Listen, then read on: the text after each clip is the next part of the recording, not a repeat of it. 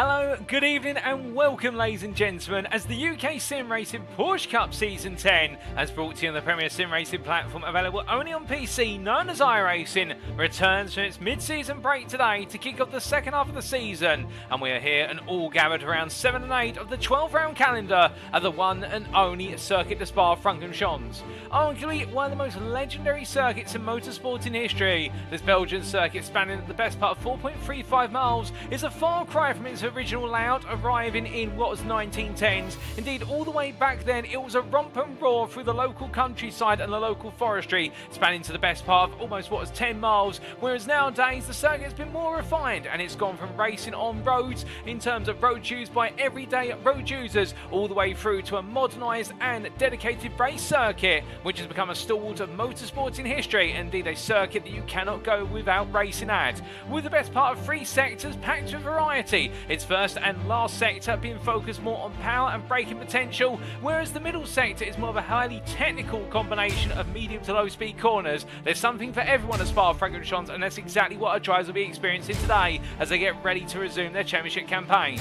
Indeed, this could be the round where it all comes down to driver ability and their knowledge of the car and how to set it up right for their driving preference, as there's no one right way to set up the car for Spa, and that'll be on the mind of all of our teams. But as we welcome you all to tonight's broadcast, available on 2 media platforms for your viewing pleasure, you can be tuning in right now via the official UKSimRacing YouTube channel firstly, and that's at youtube.com, and search for UKSimRacing, and welcome to you guys and girls on YouTube. Alternatively, of course, you can be tuning in via the official UKSimRacing Twitch channel at twitch.tv/UKSimRacing, and welcome to you guys and girls tuning in via Twitch. In the comment TV, if you have myself, Paul TX141 Walsh, also known as Britain Spit, depending on media, follow me on. Now we bring you all your racing action today, indeed over the entirety of the season. And well, let's give you a recap of the season so far and what we've still got lying in wait, as we've still got plenty of the journey to unfold.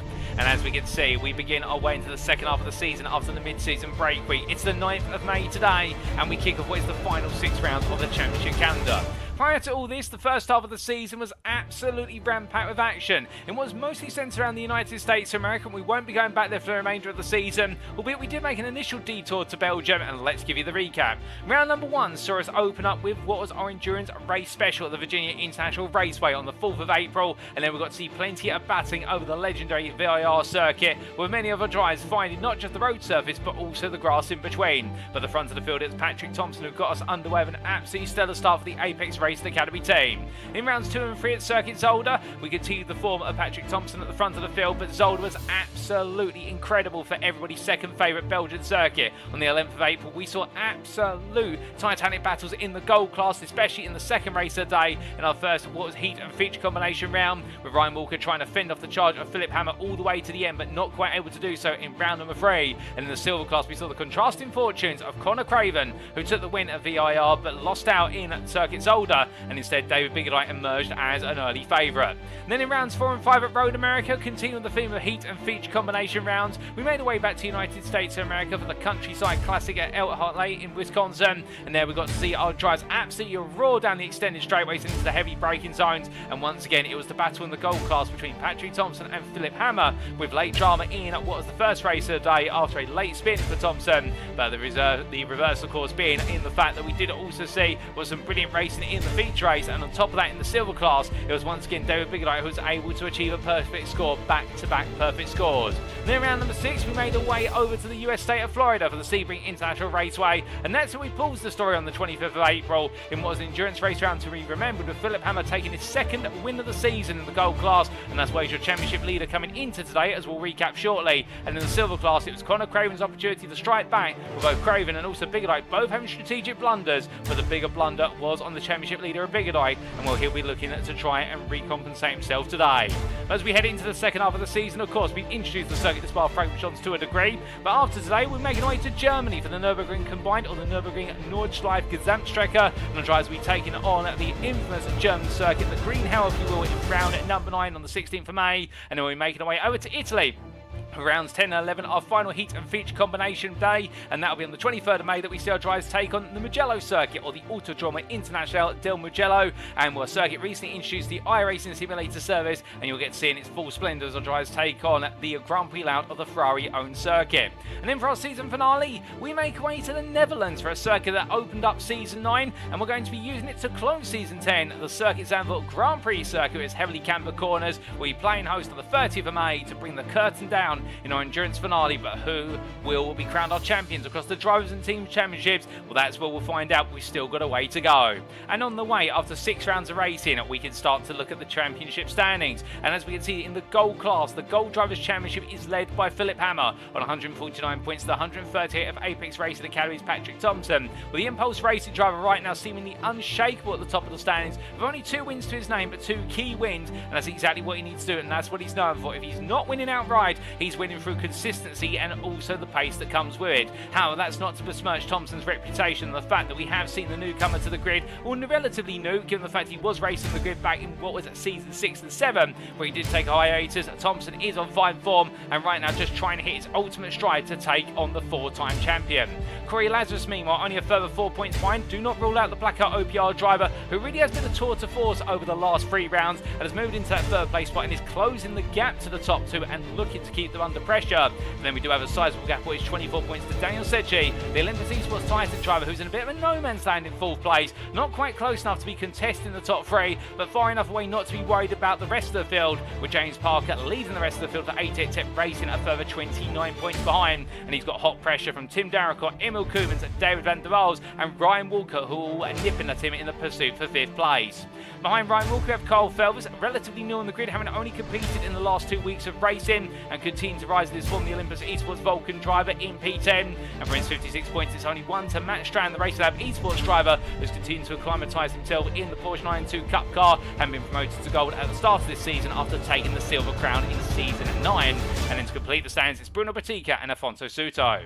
But then coming on to the silver class, and here we can see the story is a little bit different. In the top of the stands, David Big Light leads the privateer by 16 points over Connor Craven, and the Olympus Esports Vulcan driver knows that he's got to keep the run of form that he left us with at Sebring. If he can do so, he may just be able to close the gap down. If he can't, and Big Light's able to go back onto a charging form, then we might see the Championship League gradually scurry away. Meanwhile, in the battle for P3, it's the battle of 8 Racing Science Craig Schill and the no pointers Paul Halliday, evenly matched on 104 points and only 5 ahead of Joel Duton for the wrong stuff, with Alistair Pollock P6 there for 8 Racing Cyan, a single point ahead of teammate Sean Dobie. Owen Halliday meanwhile sits in P8 for the no pointers and is close rivalry by a single point with DCW Racing's Daniel Weston, and there's Glenn Humberstone who completes your top 10 for 8 Racing, only 2 points behind. Indeed, it's ever close, and these small pockets of battles in those championship standings, up and down the silver standings. And then we do see in P11 Alistair Hatcher for 8 Racing, best of the rest on 56 points, 40 clear of Guy Kylie and Jason Mumford, yet to score any points, last place in 13th. And then we come to the team standings. When the team has been revised to take on a 3-driver format, given the volume of drivers making up each and every team, as we can see Olympus Esports Titans, Secchi and Vals lead the way now by only 4 points over Impulse Racing's Philipp Hammer, who's doing all the hard work by his lonesome and keeping himself in P2. Effect Simulations, Koopmans and Darracott meanwhile sit a further 11 points behind, but it's ever close in the hunt for that title crown. And then only at what is 1 point behind them in P4 is Olympus Esports Vulcan, with the combination of Craven, Souto and Felbers doing well so far and looking to continue that momentum today. Blackout OPR sits in P5 on 130 points, only ahead of Apex Racing Academy's Thomsen at based on result countback. And there's 8 Racing who sit in P7 ahead of Satellite Racing by the best part of 44 points, with Racing Lab Esports and 8 Racing Sign completed the top 10. Best of the rest P11, it's Old Dudes in Cars, head of the no pointers, and in the wrong stuff at DCW Racing, share the spoils at 22 points apiece. P13, P14, based on result countback, it's the wrong stuff that are ahead, but DCW Racing we're looking to cover strong today.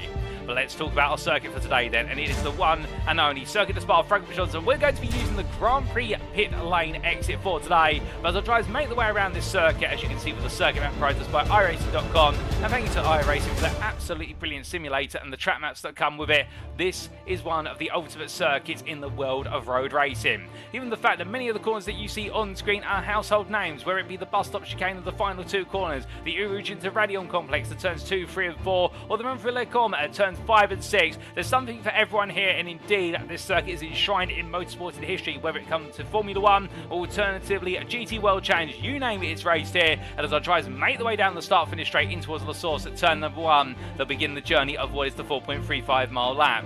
Going through the opening hairpin, it'll be immediately to flat out, full throttle all the way in the charge, uphill into Rouge, Radion on the exit, and it's all going to be a test of confidence and how much speed our drivers can carry out of Radion onto the Kemmel Straight as they charge away at the high speeds in excess of 160 miles an hour into the heavy break-ins over the Lacombe chicane at turns 5 and 6. As they make their way from the right into left, they'll then come through turn number 7, while making their way downhill into the braking zone for Ravage that always catches drivers out and makes them understeer wide, but those who get it right will keep it nice and tight and switch their way from the right-hander to the left-hander, previously known as No Name, but now known as X Corners. They come through the left-hander and down in towards Poole at turns 10 and 11. A medium-speed double apex sweeper. Our drivers need to be careful about carrying too much speed in to avoid going wide, but carrying enough speed to run to the limit as they charge away through turn 11 and down into the Fantasy chicane at turns 12 and 13. The medium-speed chicane all being about quick-fire direction change. They go from right into left and into double right-hander as turns 14 and 15, known as Stablo 1 and Stablo 2, or Stablo and Curve de Poole Ferrier. And as they make their way through the double right-hander, it's then onto the back straight,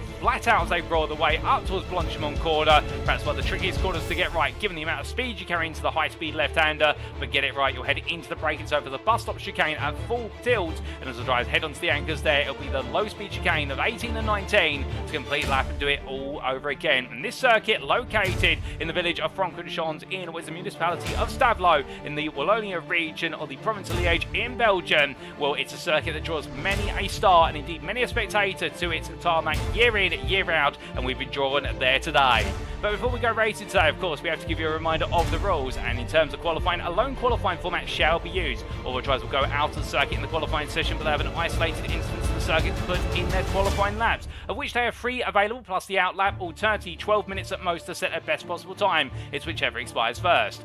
Race-wise, the races shall commence via a standing start, as is the tradition of the UKSimRacing Porsche Cup, with the heat race grid being set based on the results of qualifying, but the feature race grid shall be a partial reverse grid based on results of the heat race, with the top 10 positions inverted. In layman's terms, what that means is the 10th place finisher in the heat race, they start on pole for the feature race. Meanwhile, the winner of the heat race, well, they start P10 for the feature race, and those who finished 11th and downwards in the heat race, that's exactly where they start in the feature. Now, there are no mandatory pit stop requirements in either of our races. We are expecting both races to be a no stop, but one fast repair is available in each race should our drivers pick up any damage, and they should receive a drive-through penalty if they accumulate 15 or more instant points. That's enough about rules, regulation, everything in between. You're here for the racing, and so are we. And as we look to the circuit side, we take you through your schedule for today. Times in British Summer Time, that's BST, or Universal Coordinate Time +1, UTC +1. And as we can see, in just over a minute's time, we make our way into our qualifying session of day 12 minutes. All the drivers out of the circuit looking to get their best possible time in, and qualifying is going to be critical here because battles cost a lot of time at Spa,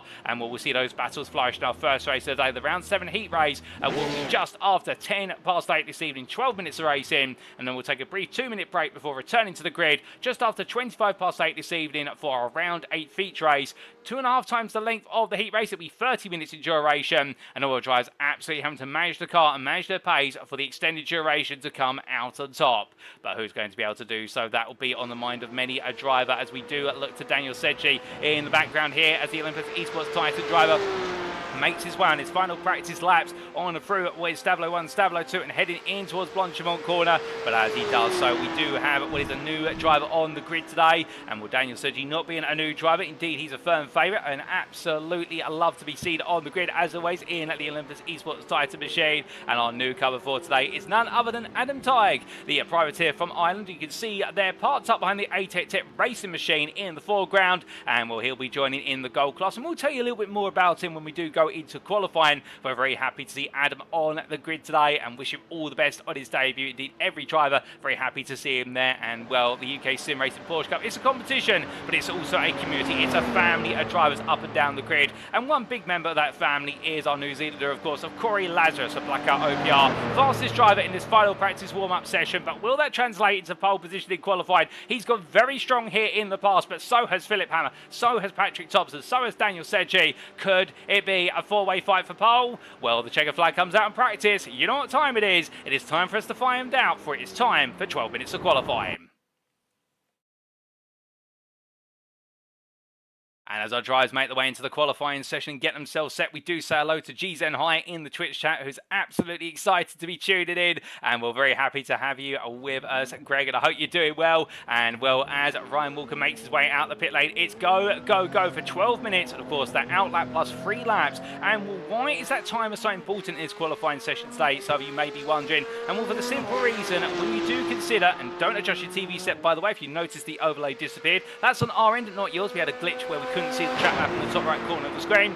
Well, if you're wondering why that time is so important, it is the fact the lap time around here at Spa-Francorchamps is over 2 minutes. It's pushing towards the best part of 2 minutes 20, the average lap time we'll see from our drivers in qualifying. And well, in turn, when you put an out lap in, which is approximately 3 to 3.5 minutes, and then you do 3 times at 2 minutes 20, well, you do the quick mathematics, that's going to give you 7 minutes. It means that effectively your entire qualifying session will be used up by the laps that you're able to put in. And on top of that as well, remember that 12-minute clock is not including overtime. There is no overtime in qualifying, and when the clock strikes 12 minutes, that is your long. Whatever lap you've said by that point in time, that is taken as your qualifying lap. So our drivers are going to be under some pressure here. They can't afford to sit around, and I would imagine we are going to see quite a few drivers potentially opt to go for 2 laps rather than invest everything in one. But then again, we've seen the opposite from the likes of, say, Philipp Hammer, also Patrik Thomsen out there, where they've gone all in on a single lap, using not just the out lap, but also their first flying lap as warm-up laps, and then going full attack for that single lap with the second lap that follows after,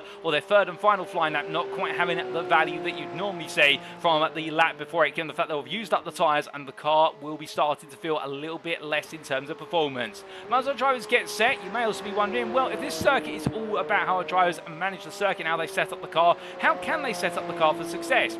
Well, we have the contrast with the middle sector, which you are seeing Philipp Hammer come towards the end of there. It concludes after Stavlo 1 as he makes his way through the aforementioned right-hander. The middle sector of this circuit is dominated by medium speed corners, and therefore you're going to want a car that has got quite a bit of downforce on it in order to be able to settle that rear end down and maximise your apex speed. You want a car that's got a bit of turning as well, some ride height's going to go well, and on top of that you may also want a car that's got its preload differential is set in a way where as soon as you feed the power down, that rear end wants to come around a corner exit and really give you the rotation. However, at the opposite side of the spectrum, as we make our way towards the end of the lap, in sectors 3 and 1, it's all about straight line speed and the ability to be hard and fast on the brakes into the low speed corners, such as the bus stop chicane and also the opening corner of La Source. And therefore, taking the rear wing off the car will be more beneficial there to maximise your top speed, particularly going down the Kemmel Straight, which is where sector 1 completes. And as Philipp Hammer continues to weave and wind his way across the start-finish line straight, you can see that he's already going for a second warm-up lap. He's not deciding to go straight into a banker lap, and that bringing our point straight in here in the fact that a good number of our gold class drivers will be going all in with respect to what will be that singular lap to try and take pole. But meanwhile, as we do look to Adam Tighe, let's give you a bit more of an introduction to the number 78 driver. And as he makes his way on down into Lake On, well, he hails from Ireland and he'll be in the gold class for this season. And he's very new to the Porsche Cup 992 car. It's outside of his comfort zone, and therefore he was telling me and indeed a number of drivers in the build-up to today that his focus for this second half of the season is just to learn the car, get accustomed to it, and have fun as he does so. And we're very happy to see the privateer out of the circuit. He's not racing for an official team, just a privateer outfit for this season, but we look forward to seeing what he can do and whether he can potentially shake up the fight in what is the middle of the gold class, particularly take the fight to likes of Matt Strand, also what is Ryan Walker and Tim Darracott. We have seen some brilliant fighting at the bottom end of the top 5 and just outside of it, and could we see Tighe add his name to that list of drivers? But of course, as our drivers get themselves set and ready to go, there is one thing we do need to talk about as well, and that is your driver of the day from, what was it, Road America, well, not Road America, from Sebring only 2 weeks ago. And well, your driver of the day was 71% of the vote, and becoming our first back-to-back driver of the day for this season was none other than this man representing Olympus Esports, and that is Carl Felbers. Congratulations to Carl for taking 71% of the vote. Indeed, before that at Road America he took 67% of the vote, so he's very popular in Mussing, and we're down in the paddock and also with you guys and girls tuning in at home. And we'll do keep in mind, of course, you can vote for your driver of the day for this pair of rounds of Spa-Francorchamps. We will announce how you can do that later on in today's broadcast, but a round of applause there for Carl as he makes his way towards the end of his first flying lap. And and I get the feeling he'll be going all in here with a banker lap and then going onto a full attack lap.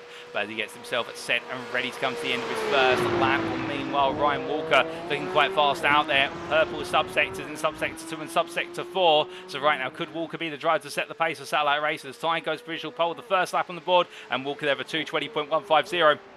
Immediately finding the best part of a second and almost a second and a half over time as he brings it on through. But meanwhile, we've also got Kory Lazarus out there, and Lazarus opting to go for that initial lap straight after his warm-up lap, not risking it all, and therefore deciding to get a lap time on the board. Too much of a risk. And as he comes across the time, and what's this going to be from the Blackout OPR driver? It's a 2:20.116 at Walker's time. In fact, a very strong time to start off the day, and I think Walker has actually closed the delta between himself and the top drivers in the gold class so far in qualifying. We'll have to wait and see if that materialises in truth. But meanwhile, going on to a flying lap, here goes Philipp Hammer, and we jump on board for an onboard lap of Spa-Francorchamps. First gear through the source, all the way down the gearbox, and now charges its way back up through the gears, and this is going to be a flat-out charge all the way towards the Rouge and the Radion, and it will all be about commitment here, trying to carry as much speed between the apexes. Less listening. An absolutely sensational commitment there from Hammer. Absolute foot to the floor and no fear about it at all as he's in top gear right now, roaring his way down the Kemmel Straight and letting the car inch over to the left-hand side in 6th gear in excess of 165 miles an hour. He breaks his way down into Lacombe, all the way down to 3rd gear, right into left he goes, and then he makes about a turn of 6 and keeps it far over to the left-hand side. The rear of the car sliding around like a serpentine as he comes out of turn number 7 and down towards 8, and in towards the garage he goes onto the brakes, braking at 150 metres from corner apex, lets the car go deep, goes a bit deep there, but uses it as a V-shape approach to the apex instead. It's going to cost him a little bit of time in all, but he makes way into 3rd gear, stays in the high gear as he exits out to no name, and now down towards turn at number 10 he goes in towards Fuon.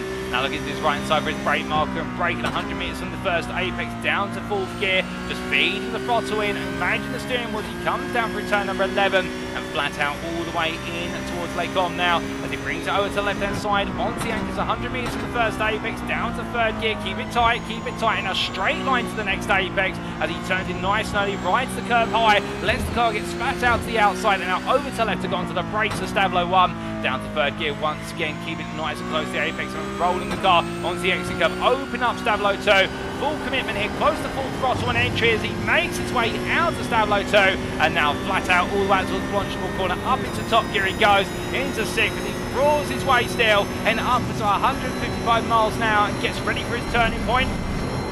And listening in there, completely flat out as well, 156 miles an hour, clearing the apex of Blanchimont. Now bring the car over to the left, braking half of the bus stop chicane, and as he brings it all the way down to 2nd gear, but he drops the first in the final corner. No, he doesn't to manage the wheel spin. But exits the final corner here. What's it going to be for Hammer as he heads to the timing line? It's been a good lap. It hasn't been perfect. Patrik Thomsen takes visual partner 2:18.885. Meanwhile, Hammer 2.5 tenths down to 2:19.116. Some of that time being lost at Rivage, but I wonder where else the lap time could be. But Thomsen has laid the marker down, and right now the Apex Racing Academy driver looking absolutely lethal out there in this qualifying session. Meanwhile, in at the Silk class, it's Connor Craven who's currently your provisional pole sitter, P9 overall, by the best part of what is there 2 seconds almost over Alistair Hatcher. Can anybody respond? Well, as soon as I say that, David Big Light does put in a response, albeit the privateer still the best part of what is almost a second of a Craven, and a 2:22.000 exactly.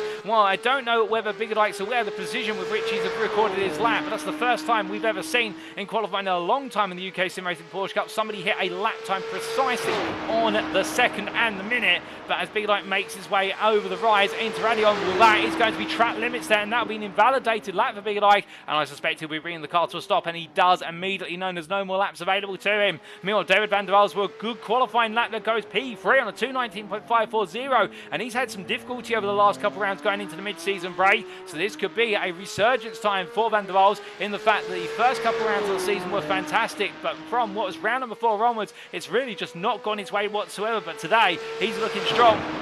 as he makes his way up through Rouge and Radion, but as he does so onto his final flying lap. Meanwhile, speaking of silver drivers, Sean Dobie for ATT Racing Cyan, previously of Clicks Racing, of course, but now switching it to the ATT Racing team as he comes through the right into left of the bus stop chicane. Well, improved in the first half a lap, but not improved in the second half a lap. Can he do it in the final subsector to get himself a bit further up the road? Yes, he does. He takes P3 silver ahead of teammate Alistair Hatcher by what is there, a 10th on a 2:23.038. So a little bit of rivalry still going on amongst the ATT Racing drivers, and well, we always love to see that rivalry in between the teammates.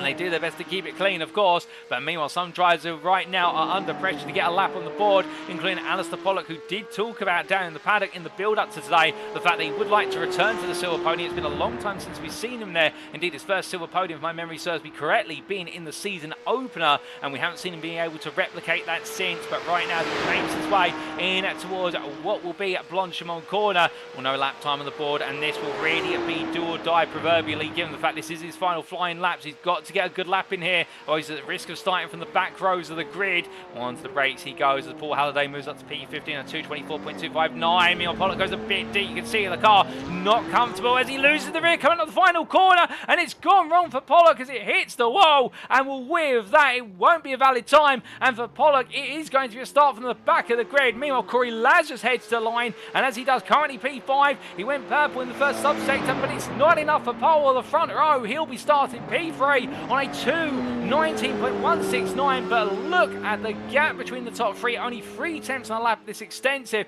and it's the 3 regulars in the gold class at the top. But Thomsen today has taken the pole position. Walker is out at the final gold drive to get a lap in. Can he find an improvement from P6 in the third row on the grid? Could he spring a surprise here and get himself ahead of Daniel Sedgley? And Walker definitely looking as though he's hooked up here in terms of qualifying. That pace continues to rise for Satellite Racing drivers. He makes his way to the timeline. What's it going to be? And in the end for Ryan Walker, it's not enough to improve. P6 is where he'll start, and only by 400ths over Emil Koopmans, and Cole Phelps a further 4 tenths down. And then Adam Tighe on his debut will be taking a P9 start on this grid. Meanwhile, Sean Dobie and Glenn Humberstone both coming to the end of their qualifying sessions. Humberstone right now just gradually nursing his way on through the bus stop chicane with 20 seconds to go. He will get this last lap on the board, and where he's been fast in the middle sector. In fact, he's actually set an overall best time for the silver class, and it's going to be silver pole for Glenn Humberstone. Left it as late as he could, but in the end gets it done with 2:20.968, and what a lap to put him on pole, his first silver pole position of the season, P9 as well. And I think Connor Craven right now is not going to know what hit him, but it's going to come soon. The fact we're heading to the grid, ladies and gentlemen, for our first race of the day. And as they line up on the grid, this is how they'll line up for round 7 of the UKSimRacing Porsche Cup Season 10. It is Patrik Thomsen who has taken pole position for Apex Racing Academy on a 2:18.885, almost 2 tenths faster than Impulse Racing's Philipp Hammer, who starts P2. Kory Lazarus of Blackout OPR and Olympus Esports Titans David van der Waals start on your second row of the grid, with van der Waals returning to great form that we saw at the start of the season with that P4 start. Meanwhile, on the third row of the grid, it's Daniel Sedgley for Olympus Esports Titan, not too far behind his teammate, and Satellite Racing's Ryan Walker, who continues, I should say, to go from strength to strength. Emil Koopmans starts P7 for Effect Simulations, ahead of Cole Phelps for Olympus Esports Vulcan, your driver of the day from Sebring. And then Glenn Humberstone, your silver pole sitter, we started P9 on the grid for ATT Racing in his maiden silver pole position, with Adam Tighe joining him in P10. The privateer there on his debut, having a good qualifying session, getting himself in amongst the mix, and we're hoping to move forward from there.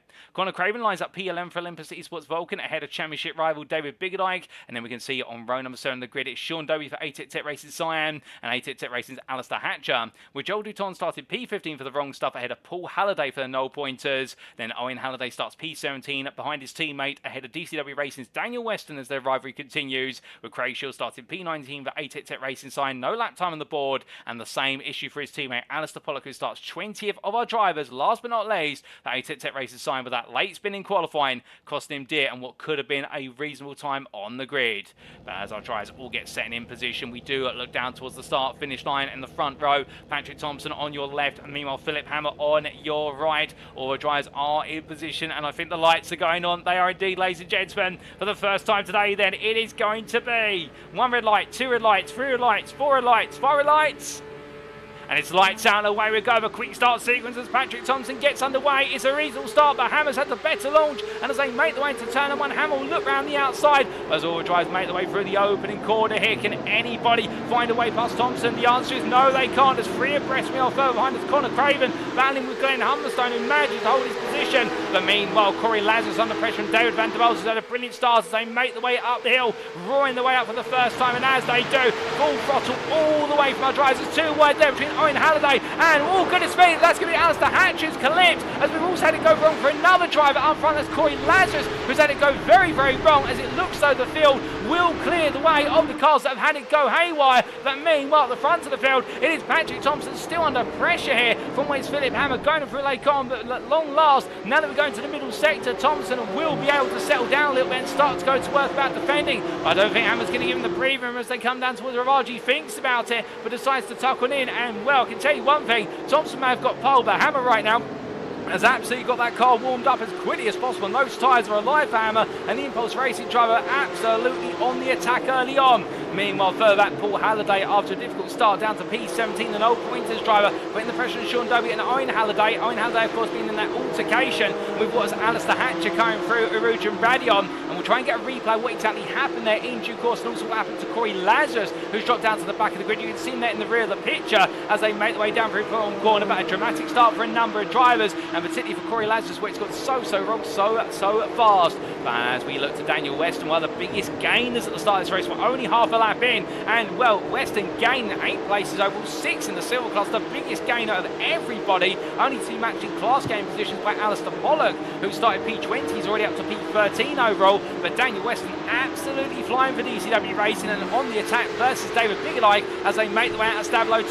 But as he does so and draws his way in towards Blanchimont corner, well, Kory Lazarus starting to pick his way in amongst the silver class, already made his way past Alistair Hatcher, who's missing a rear wing, and now Lazarus will look up the inside here in towards Blanchimont corner versus what will be Craig Shield. But will he be able to find it? We'll find out soon. As meanwhile, David Bigelike under pressure here from Weston, as Weston looking around the outside into the bus stop chicane. Meanwhile, coming roaring up behind is Cole Felwers, looking up the inside. They give each other space, but Felwers very eager to regain some places that he's lost early on. But right now, Weston putting his elbows out and saying, no, you don't. And Felwers says, yes, I do, as they make their way down towards turn 1. But Weston's going to be absolutely obstinate here, and will Felwers have to go as defensive as he can. And in fact, Weston's having to go as defensive as he can, as meanwhile, Felwers absolutely on the attack as they make their way through 1 and in towards turns 2 and 3. They go once again. But as they do, well, Weston right now not being given any time to breathe as we ride them forward with the Impulse Esports Vulcan driver Felwers as they make their way up through Ruger and Radio. You can see they're having to live in the fact they're so close to the toe.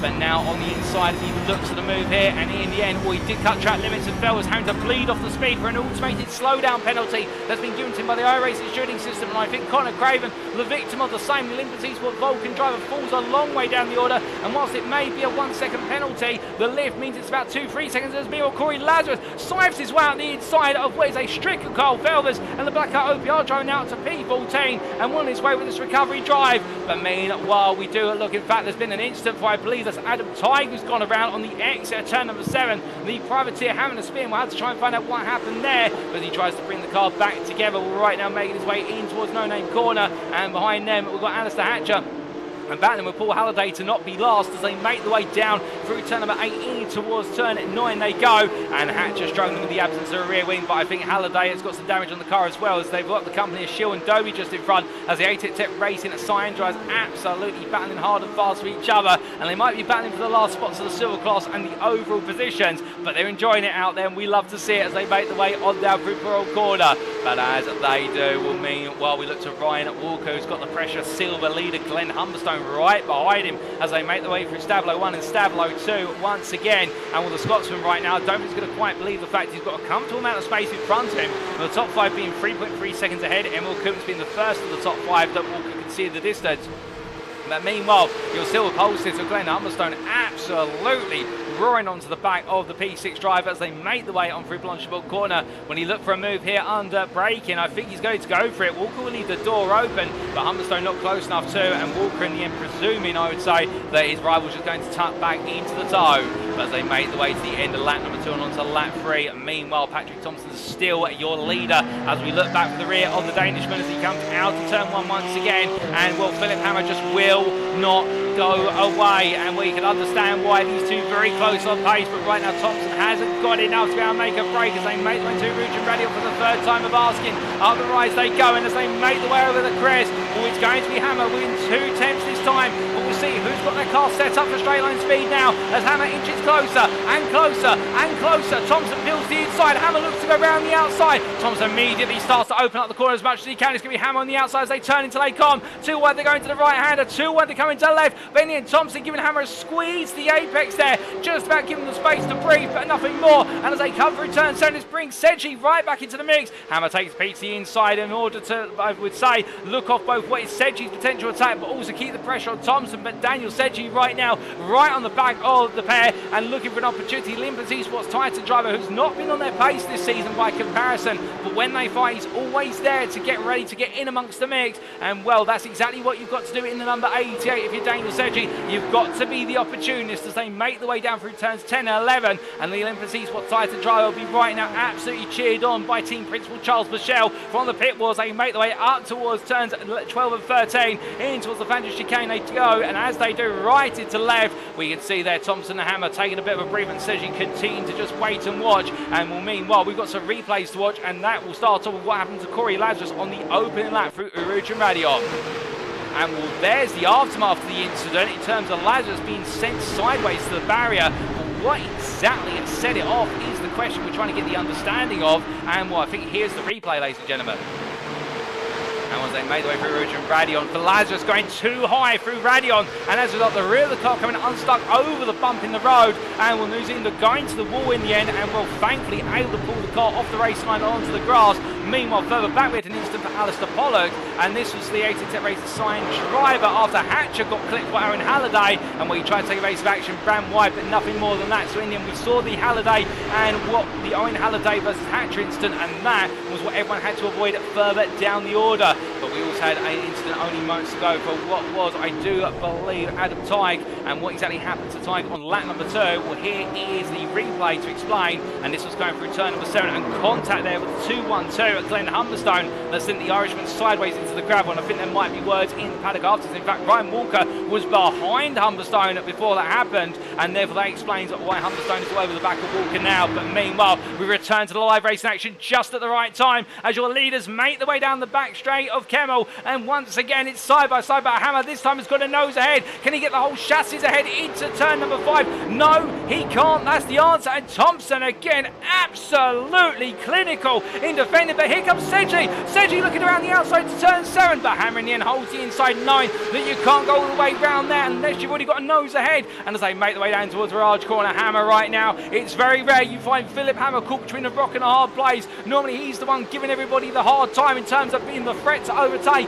but right now he's got a rock in front of him of what is Patrik Thomsen, who's refusing to budge, and he's got the hard fighting position behind it, Daniel Seji, who wants to try and make that P2 as a minimum. But as they make their way down in towards Pearl, and you can understand that Seji doesn't want to nip too hard at the battle for P2 because he doesn't want Hammer and himself to pull away from Thomsen. There's too much of a risk that Thomsen would just be allowed to run away to take victory here. And I think Seji's very keen to try and have a shot at the win if the two drives in front. Having altercation, he's able to slip up the inside or around whatever occurs. But as they make their way out of the Fantasy Chicane in towards Stablo 1, it is all a game of patience, and it's a 12-minute race. There's not long in this race, so it sounds like a contradiction, but it's like playing speed chess right now. They've got to think well in advance of the best part of an average speed of around this circuit in excess of 100 miles an hour, but they've also got to get things done at the right time and the right place. It's a tactical race as they make their way in towards Blanchimont. But you can see that Seji falling back a little bit after the run through Stablo 1 and Stablo 2. Not the ideal run. 6.5 tenths back now for Hammer, but hoping he can close up in the run through Rouge and Radion next time around. Meanwhile, Daniel Weston, your leader in the silver class after what's been an instant for Glenn Humberstone, I do believe. We'll try and understand what's happened to Humberstone in due course. Daniel Weston finding his way through, and I do believe that overtake has been made off camera, but the good news is we can bring you the replay of that overtake on lap number 4, and here it is. So in the end, Daniel Weston making his way through turn 7. In fact, slowing down there was Glenn Humberstone on, I believe, believe this may have been to give the place back to Carl Felvis or to serve a slowdown of some description. I would presume it might be to give the place back because Felvis did make his way through. So respectful driving there from Glenn Humberstone to respect the fact that he did elbow his rival off the road earlier, and was when that was to Adam Tighe. My apologies. So it would have been a slowdown there for Glenn Humberstone, and we get our drivers confused. Meanwhile, we don't get confused here as we return to your live pictures. Here's the fact the leaders are battling again down into Lake Com, and well, in a deja vu from last time round, but Hammer this time does get a little bit closer alongside, and this time they make contact. They make their way through turn 6, but it is going to be Thomsen still ahead by a hair's width as they come into turn 7. Down towards Mirage they go, and every time Hammer is just extending, he's exerting himself a little bit further, and every time Thomsen's got an answer, and well, these two are keeping it relatively clean so far. We love to see it. We don't want to push it any further than that because we don't want to see them both off.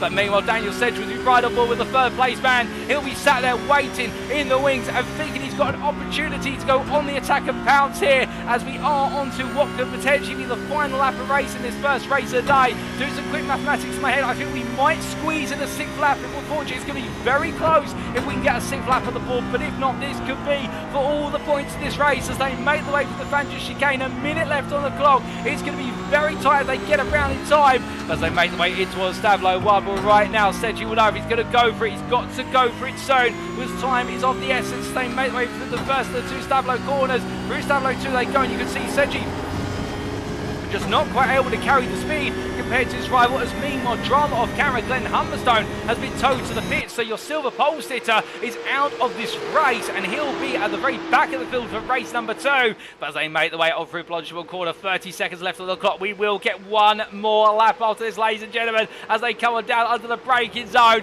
and we're right now nobody able to find a way past Patrick Thomsen. Hammer's finding some chinks in the arm, and there's no doubt about it, but Thomsen's plugging a bit every time as the white flag waves. With 15 seconds to go, we get a 6th lap in, and as they roar the way down towards La Source, it is going to be for the final time in his first race of the day. Thomsen versus Hammer, with Sedgwick playing the third party role as they come through La Source, and onwards they go towards Rouge and Radion. But will Hammer this time find an alternative way? Can he find a way to get that inside line as they make the way on the right? Thomsen there run off racing line, rolling his way around the circuit, literally trying to break the toe as much as possible. But as they make the way through Rouge and Radion, we look back from the rear of the leading Danishman as they come on through the kick and onto the straight, and Thomsen this time outside initially but brings the car across. Hammer thinks out going to the inside, but Thomsen covers it off. It's going to be the same again, but as they come down to the braking zone, Thomsen knows ahead. Hammer backs out immediately. I think trying to go for the cutback or the switchback into Lake Com, doesn't quite make it work, but look how close he is now as he comes up through turn 7, and this is where Hammer wants to be. It's different this time.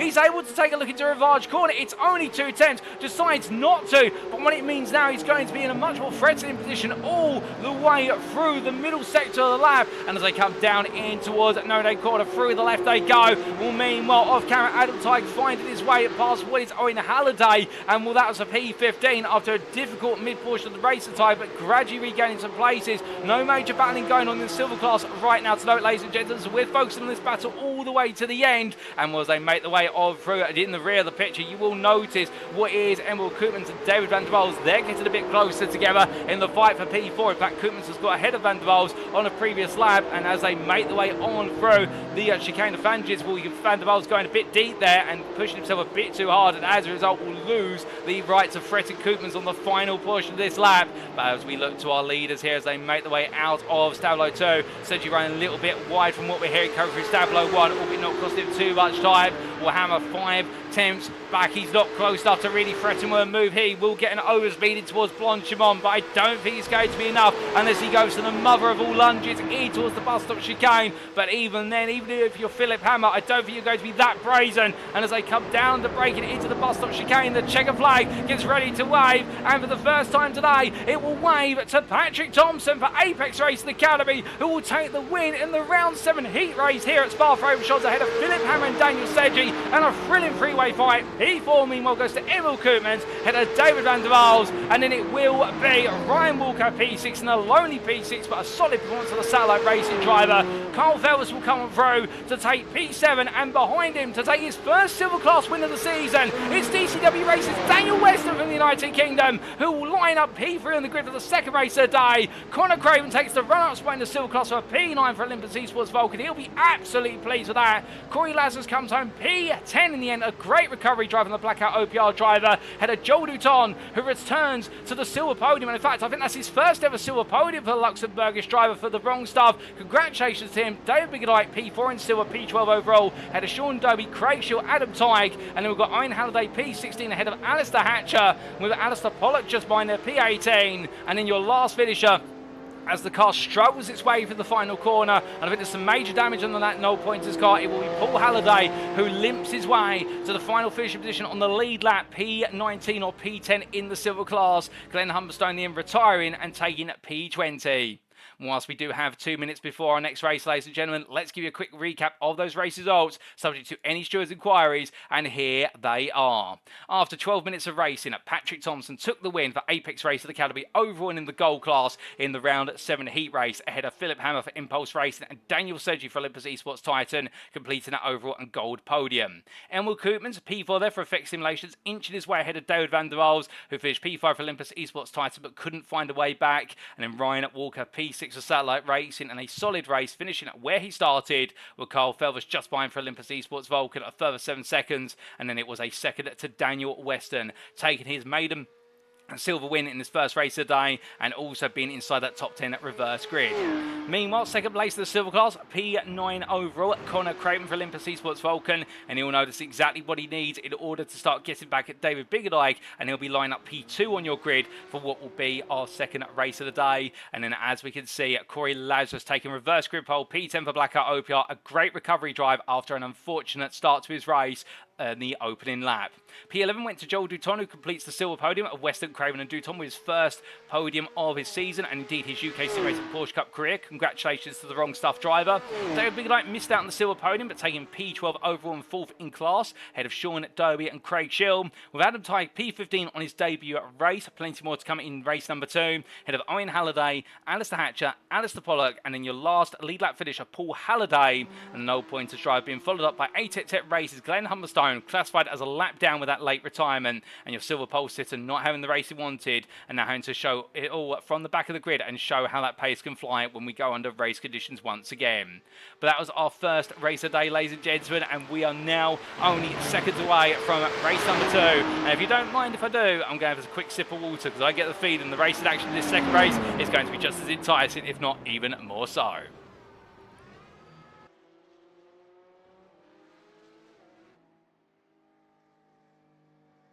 And whilst our drivers are taking it back to the pit lane, they'll shortly go onto the grid for our second race of the day. And as they get ready to line up on the grid, this is how they'll line up for the round 8 feature at Spa-Francorchamps in the UKSimRacing Porsche Cup Season 10.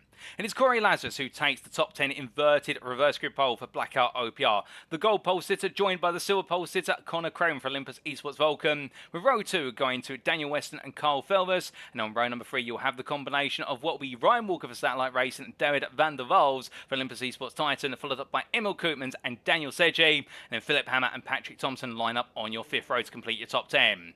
Row number 6 goes to Joel Duton and David Biggedike, followed up by what is on row number 7, the pairing of I do believe Sean Dobie and Craig Shield. Adam Tighe now in Halliday line up on row 8 with Alistair Hatcher and Alistair Pollock on row number 9. And on the final row of the grid, it's Paul Halliday and Glenn Humberstone, with Humberstone having all the work to do from last place, but we know he's got silver leading pace. Well, with that, ladies and gentlemen, the grid is set. Once again, it's a quick walk through the grid because we've got a quick start coming up on this race, and we're only waiting for Owen Halliday to get into position. I do believe he might be starting from the pit lane, so it's 19 cars on the grid, 1 from the pit lane. And our second race today, it's 1 red light, 2 red lights, 3 red lights, 4 red lights, 5 red lights.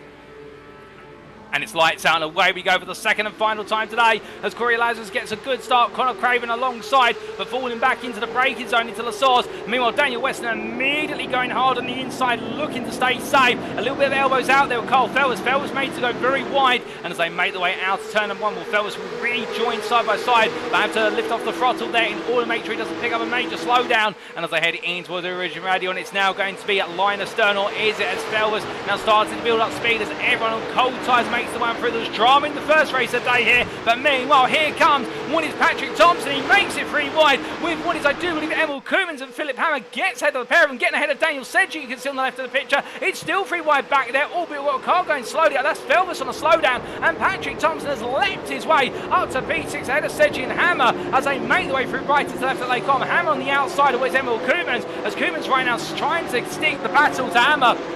Hammer makes his way through immediately, and as they make the way down towards the large corner, meanwhile Adam Tighe pulling out to the inside here, I think to go defensive, or perhaps even offensively onto Alistair Hatcher, where it's going to be a battle between the gold class driver and the silver class star, and as they come on down through the right hander into the left hander at Vic's corner, no name, Tighe makes his way through, the Irishman making some more progress, but as they roar their way in towards Pullen corner for the first time, meanwhile Alistair Pollock battling with Craig Schill, but decides against it as the 88 Racing Sign trio of Hatcher, Schill and Pollock all stay nose to tails. They make the way through the double left apex, and we can see up there it is going to be, I do believe, Schill who loses out to Pollock in the run down the corner. Schill getting it wrong, going a bit deep, and Pollock jumping up the inside. Meanwhile, Carl Felvis up the inside of John Duton, who's had a nightmare start to this race, as has Carl Felvis. Both drivers trying to make recovery drives now after what was strong starting positions. Meanwhile, we've got a car into the barrier there, coming out of the vantage again. That's David van der Waals, who's taking the trip to the barrier. I'm not quite sure what triggered that, whether it was contact or whether his own volition. We'll get a replay of that in due course, but van der Waals, the Dutchman, falling down the order down to P10. And there could be a risk of some repair work there, depending on how hard he hit the wall and at what angle, given that might hit what would have been the left-hand side suspension rods. But as he makes his way out to speed in towards Blancheville corner, well, meanwhile, Adam Tighe side by side for a brief moment with Sean Dowie, making his way past for P11, so continuing to make ground. And then Alistair Pollock trying to go hunting after Alistair Hatcher, the battle of the two Alistairs. But meanwhile, we've got a car round at the bus stop chicane. That's Brian Walker, who's pointing in the wrong direction, gets the car turned around. Oh, goodness me! And we'll go straight on there as Paul Halliday, as Walker just trying to take the safer, spinning the car around and rejoin it on the outside curbing, and we'll have to go into the pits immediately here. A nightmare rejoin for the Scotsman, and well, I just don't think he predicted that Paul Halliday would lock up into the braking zone. But meanwhile, after one lap of race, it's Kory Lazarus who leads in the gold class and overall ahead of Connor Craven P2. You're still that leader there for Olympus Esports Vulcan. Meanwhile, between the top two, it's Daniel West at P3, Patrik Thomsen P4, Daniel Sedgwick P5, Philipp Hammer P6, David Big Light P7, ahead of David van der Waals, followed by Adam Tighe and Sean Dowie completes your top 10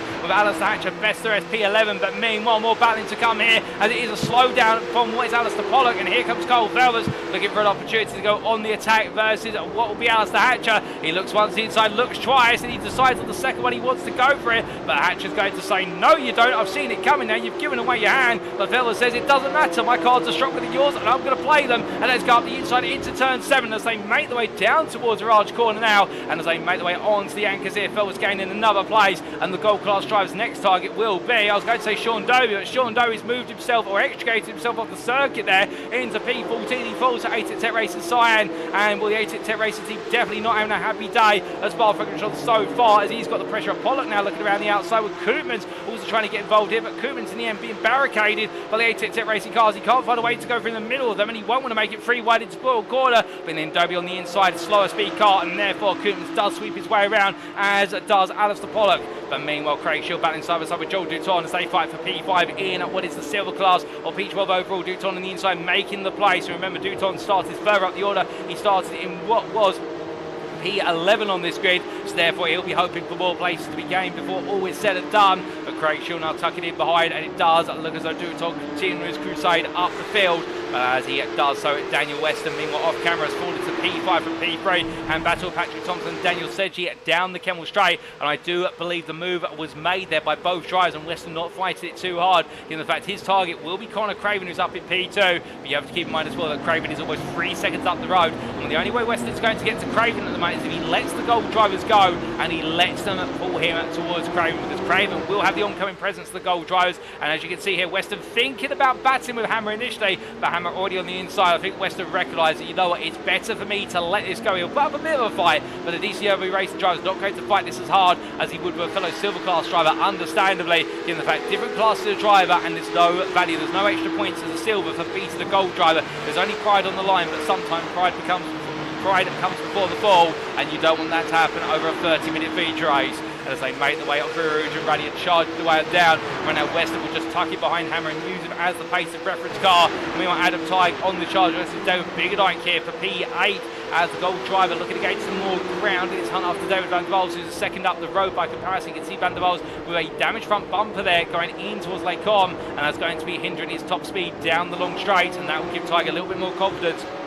And you'll see he's gradually getting closer and closer as Biggerdyke there being absolutely swallowed up by Tighe, who's going to look to the inside, down into Rivage, onto the brakes they go. The Irishman's going to see the doors nice and open there. Biggerdyke giving the biggest signpost in the world to say, look, I've seen you coming, but right now he's not going to give it up as they battle side by side in towards what will be X corner. Indeed, side by side they go through there, and Tighe in the end using the runoff very to his advantage will get the speed down. Biggerdyke will tuck him behind, slots in between, and Cole Fellows now will be asking, well, hey, why don't you let me through as well? And was we right aboard the front bumper of Phelps' car. Look at how close he's already getting through Pearl Corner. Well, I think Biggerdyke here will recognise he's got more pressure coming, and will immediately there. Phelps looks to the inside, and Biggerdyke, I think, sending the signals, which is you can take the inside space, I don't want to play. And well, as Phelps now goes hunting after Tighe, with the gap between them only half a second, if that. And will Phelps on the charge in the Esports Vulcan driver, back-to-back driver of the day. Well, right now looking to make a crusade up the field and perhaps earn himself 3 times driver of the day.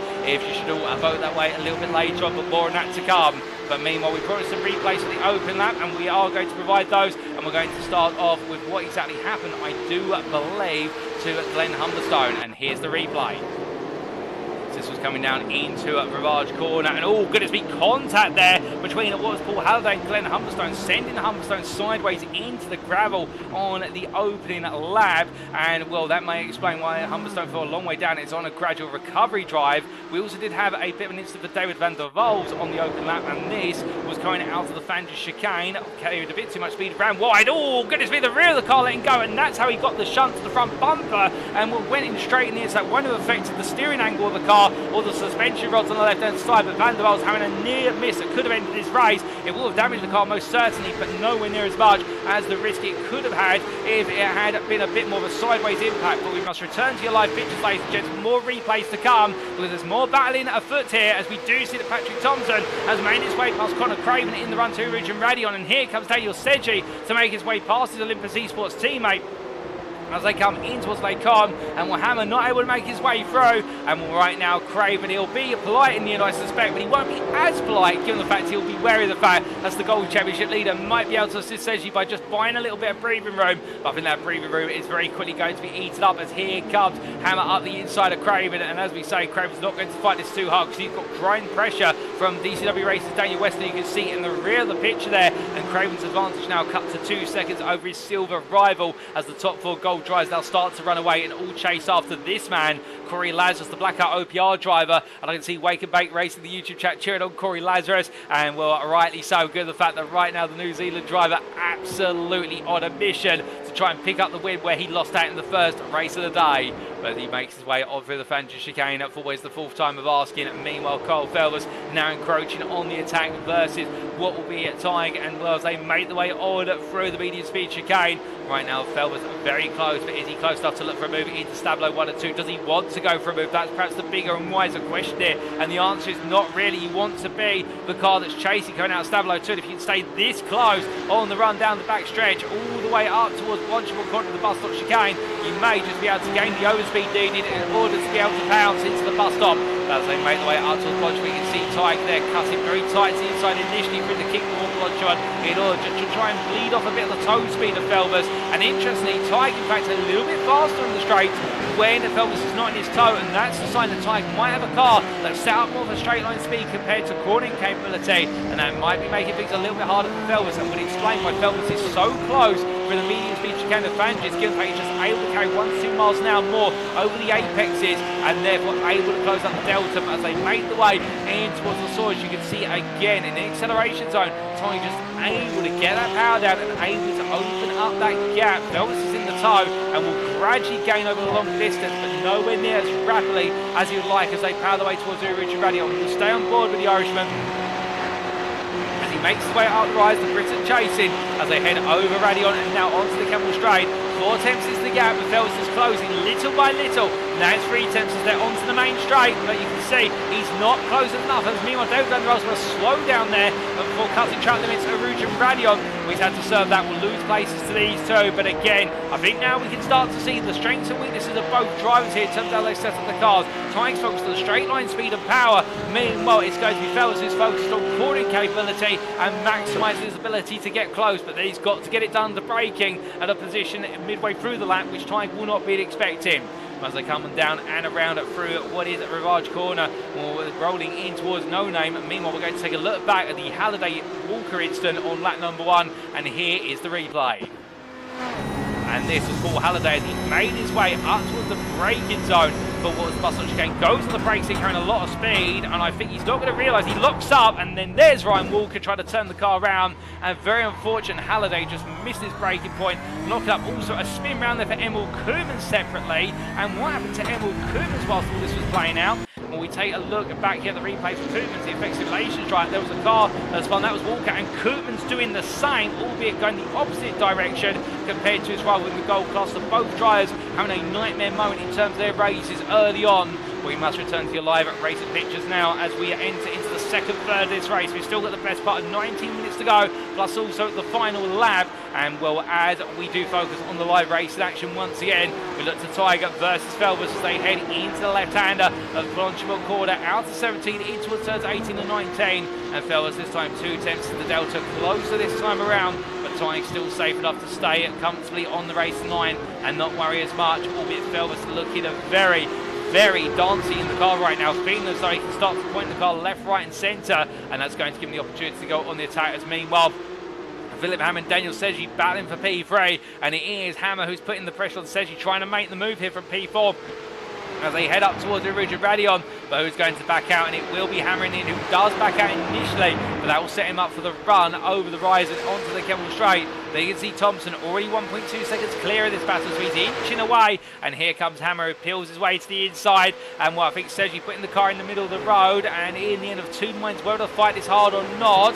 I think he will fight it around the outside, trying to hold the inside to lay Cobb. I think he feels more confident for turns 5 and 6. Hammer still there too wide. It's brilliant racing as they make their way towards turn number 7. Then the Hammer does get the inside to turn 7, and that's where it matters most now, because he's got the inside down towards Ravage. Gives the space for Seji to rejoin as he makes way off the curb. Too wide, they go to the braking zone. Still a bit of contact there, and that looks as though it might have been a bit of netco contact given the width of distance between the two cars. But Seji turns slightly sideways, and Hammer makes his way into P3. I think they might have a word about that one after the race, but it did look as though from that camera angle there was a bit of width between the car, and if it was a pesky netco contact, then that's unfortunate. But for the two drivers there, the Delta has been settled, and it has gone the way of Hammer for the time being as they make their way down through Bouillon. But as they do, heading up towards what is the Fadja chicane. Meanwhile, Felbus and Tyke still fighting every step of the way as they make the way down towards what is the aforementioned chicane onto the brakes. And this time it's going to be Felbus looking around the outside, trying to get the pressure onto Tyke. Tyke just dragging the car through the medium speed apex at turn 12 and 13. I think tries to say to Tyke, well, it's all well and good if you want to look around the outside of me, but I'm just going to make it harder and harder for you to carry that speed. I know what your trick is now, and Felbus, I think, is going to have to be even more imaginative here if he wants to try and get this done, because Tyke right now really starting to confound his Olympic Esports rival as the privateer roars on. But meanwhile, David Van der Waals is closing back up to these two after that slowdown that puts him behind them on the previous lap, already now up to 2 seconds away. He's brought that gap down and halved it effectively as they head on towards the bus stop chicane. And well, here comes what is it, Felbus this time, and on the brakes he goes, doors open, Tyke doesn't see it coming, he does now, and he'll defend to the inside, in towards turn number 19, and as they exit out the corner, Felbus again made to wait, but now starting to show his fangs, and this is where, as the lead driver in this battle, it gets harder because you now don't know when your rival's going to go for the move. You've got to be practically watching every step of the way, and that's where the risk of mistakes comes in, when the mental pressure that's been exerted on you. And we're very happy to say, ladies and gentlemen, that is Owen Halliday, you see, who has recently left the pit lane. He's 6 laps down, respecting the blue flags there, but they've been able to get the no points car up and running, and therefore he is able to get into this race, and we'll get to see him make the race distance and finish P20, if not a bit higher, depending on if there's any retirements, and we'll have to wait to see what plays out in due course. But meanwhile, with all this battling action going on, Well, the Tiger-Felbers battle continuing to intrigue us. We've also got a bit of silence up the front of the field with Hammer having passed Sedgley and now trying to close down the gap to Thomsen and Sedgley giving pursuit. But meanwhile, one battle that we didn't talk about a bit earlier, what was happening whilst we're watching this battle, was a fight between Glenn Humberstone and Craig Shield, and it was a P12, and this is how it played out in Glenn Humberstone's favour. With the 18th set race to try and the better run for Uruj and Radion onto the Kemmel Straight. It was a drag race between them on the run on down, and in the end Humberstone getting a nose ahead initially, and then most of the bodywork ahead onto the brakes they went, and then Shield opted to back out and tuck in behind in order to see the position but also make sure not to lose too much time in the fighting. But that was the P5 in what is the silver class of Glenn Humberstone, and as we do return to your live pictures, well, here comes what is Felbus once again looking around the outside of Tig, much like a deja vu of the previous lap. But Felbus this time cuts back to the inside, trying to go for the switch back there to give the run through turn number 13 in the second part of the chicane. But again, I think been a bit too smart there for what Tig was just playing, which he just held his racing line, but Felbus experimented. That's what you love to see from the driver. He can't find his way through it. He's looking for all these little different angles, all these little poking spots to be able to try and get under the skin of his rival. But he's right on board with the Briton, but he powers his way up towards Blanchimont. Well, right now only 3 attempts to lift to Eastwood's Vulcan car to the privateer. I think too far back this time to consider it. He has to lift off there, go through Blanchimont corner, given the dirty air, plus also a relatively full fuel tank still. And when he comes down onto the brakes, he'll have to just wait in the wheel tracks here of Tigers. They come to the end of the 7th tour of the circuit under race conditions. But they made their way on to a new lap. Meanwhile, we take a look at the front of the field, and this is Kory Lazarus still leading, albeit his lead gradually being chiselled away at the moment by Patrik Thomsen. And to put that in the perspective, as we do take a look at the relative time delta between the two in the bottom right hand corner of your screen, you can see from lap 3 when Thomsen was up into the second place spot, he was 3.4 seconds behind, and that gap has come down over the last 5 laps by the best part of 1.5 seconds. And on that last lap, Thomsen was able to take out 6 attempts versus Lazarus, and we are now into the second half of the race. But of course that brings a big consideration of its own, which is, as we do know, and many of you will remember, we do talk about this a lot on the broadcast, these 30-minute feature races, tyre wear is a consideration, given the fact that as the race goes on, these tyres in the Porsche Cup cars normally do last at their prime the best part of 15 to 20 minutes, depending on how hard they've been pushed, and while those final 10 minutes can start to prove a little bit considerably dicey on the tyres, depending on how hard you push them in the early stages. And Thomsen will have that on his mind, albeit we have seen some phenomenal tyre work from Patrik Thomsen over the course of this season. But Kory Lazarus does have the reputation of being a tyre whisperer. Indeed, if any of you remember season 9 at Silverstone, the historical Silverstone Grand Prix circuit, where Lazarus was able to pull off a phenomenal win in what was the endurance race there through his tyre life management and indeed his consistency with lap pace over the course of the race distance. Well, Thomsen will know he has got an even match here, because whilst he's the faster driver currently, in those final 5 minutes we could see the scales swing the other way. And Philipp Hammer meanwhile is closing little by little, similar pace to Thomsen. That last lap only 900 slower than Thomsen by comparison, but still half a second faster than Lazarus, so it does seem as though they're naturally coming together. And Sedgley as well, he may be 4 seconds behind, but his pace is also a little bit faster than Lazarus, but considering less compared to his 2 brothers. Only a couple attempts by comparison, but this is all pointing towards we could see the top 4 gradually close up together again towards the end of the race. But meanwhile, speaking of closing up, this is Conor Craven, and you saw whizzing past our camera there, embedded in the curve, the apex curve of what was at Blanchimont corner is Daniel Weston, and Weston over the last couple of laps has gradually been taking the gap down versus Craven. He's brought it down now to a second as they make their way onto another lap, and will can Weston find a way to battle to make it 2 wins out of 2 today, or will Craven be able to pick up a win in the second race of the day and certainly start to claw back that gap that David Bigelite has opened up in the championship? Well, speaking of David Bigelite, here he is down in P10, 3rd place in silver class right now. He won't be too upset about this, but he'll also know he has got a gap what is the best part of 12 seconds to hunt down versus Craven and Weston. I think he'll be hoping, if he's aware they're getting close together, that they fight each other and potentially bring themselves right back to him over the remaining 10 minutes of this race. Begin with that, we have got the best part of which 10 minutes plus that final lap remaining as Paul Halliday sits in the pit lane for repair work on the car. Indeed, that Porsche 992 and not looking too happy on what is the right hand side from the driver's perspective. We would like to just take this moment to remind you, ladies and gentlemen, we do have a driver of the day vote that we do have every week. And well, voting for your driver of the day for these 2 rounds at the Spa-Francorchamps circuit is now open.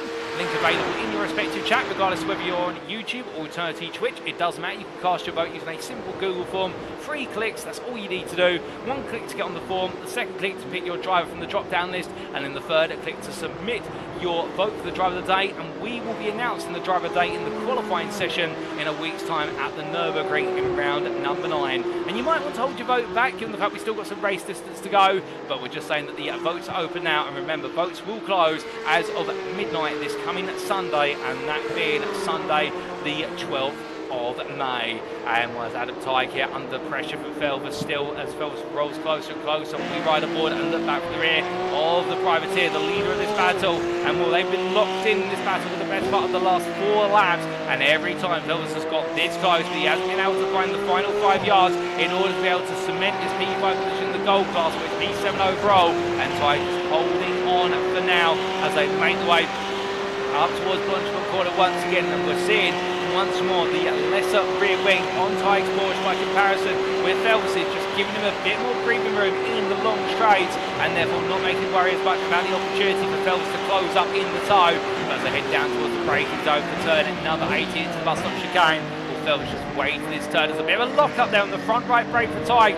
That could start to open up a weakness. He might, in the end, flat spot the tyre if he gets it too much on the lock-up regularly. And, well, the drivers continue to push on. And there's a request there from what is Wake and Bake Racing. Let's go back to leaders. The gap is under a second, and we can oblige as we look to Kory Lazarus here. It's a good spot for our YouTube chat as Thomsen right now continues to wind that gap down. Last lap from Patrik Thomsen, a 2:19.99. Lazarus a 2:20.58, and you can see those lap times at the bottom, I do believe, and there they are for what is Kory Lazarus firstly. And well, when we do consider what is Thomsen's times underneath, you can see just how much of the gap that Thomsen has been ripping out of the leader lap after lap as they make their way down towards Rivage, as they roar their way into the right-hander, and well, firmly in the toe as well. The gap is down firmly all the way down to 3/10. We've got to find our hands, and here comes Thomsen as he looks to go on the offensive. We ride aboard the front bumper of the Apex Racing Academy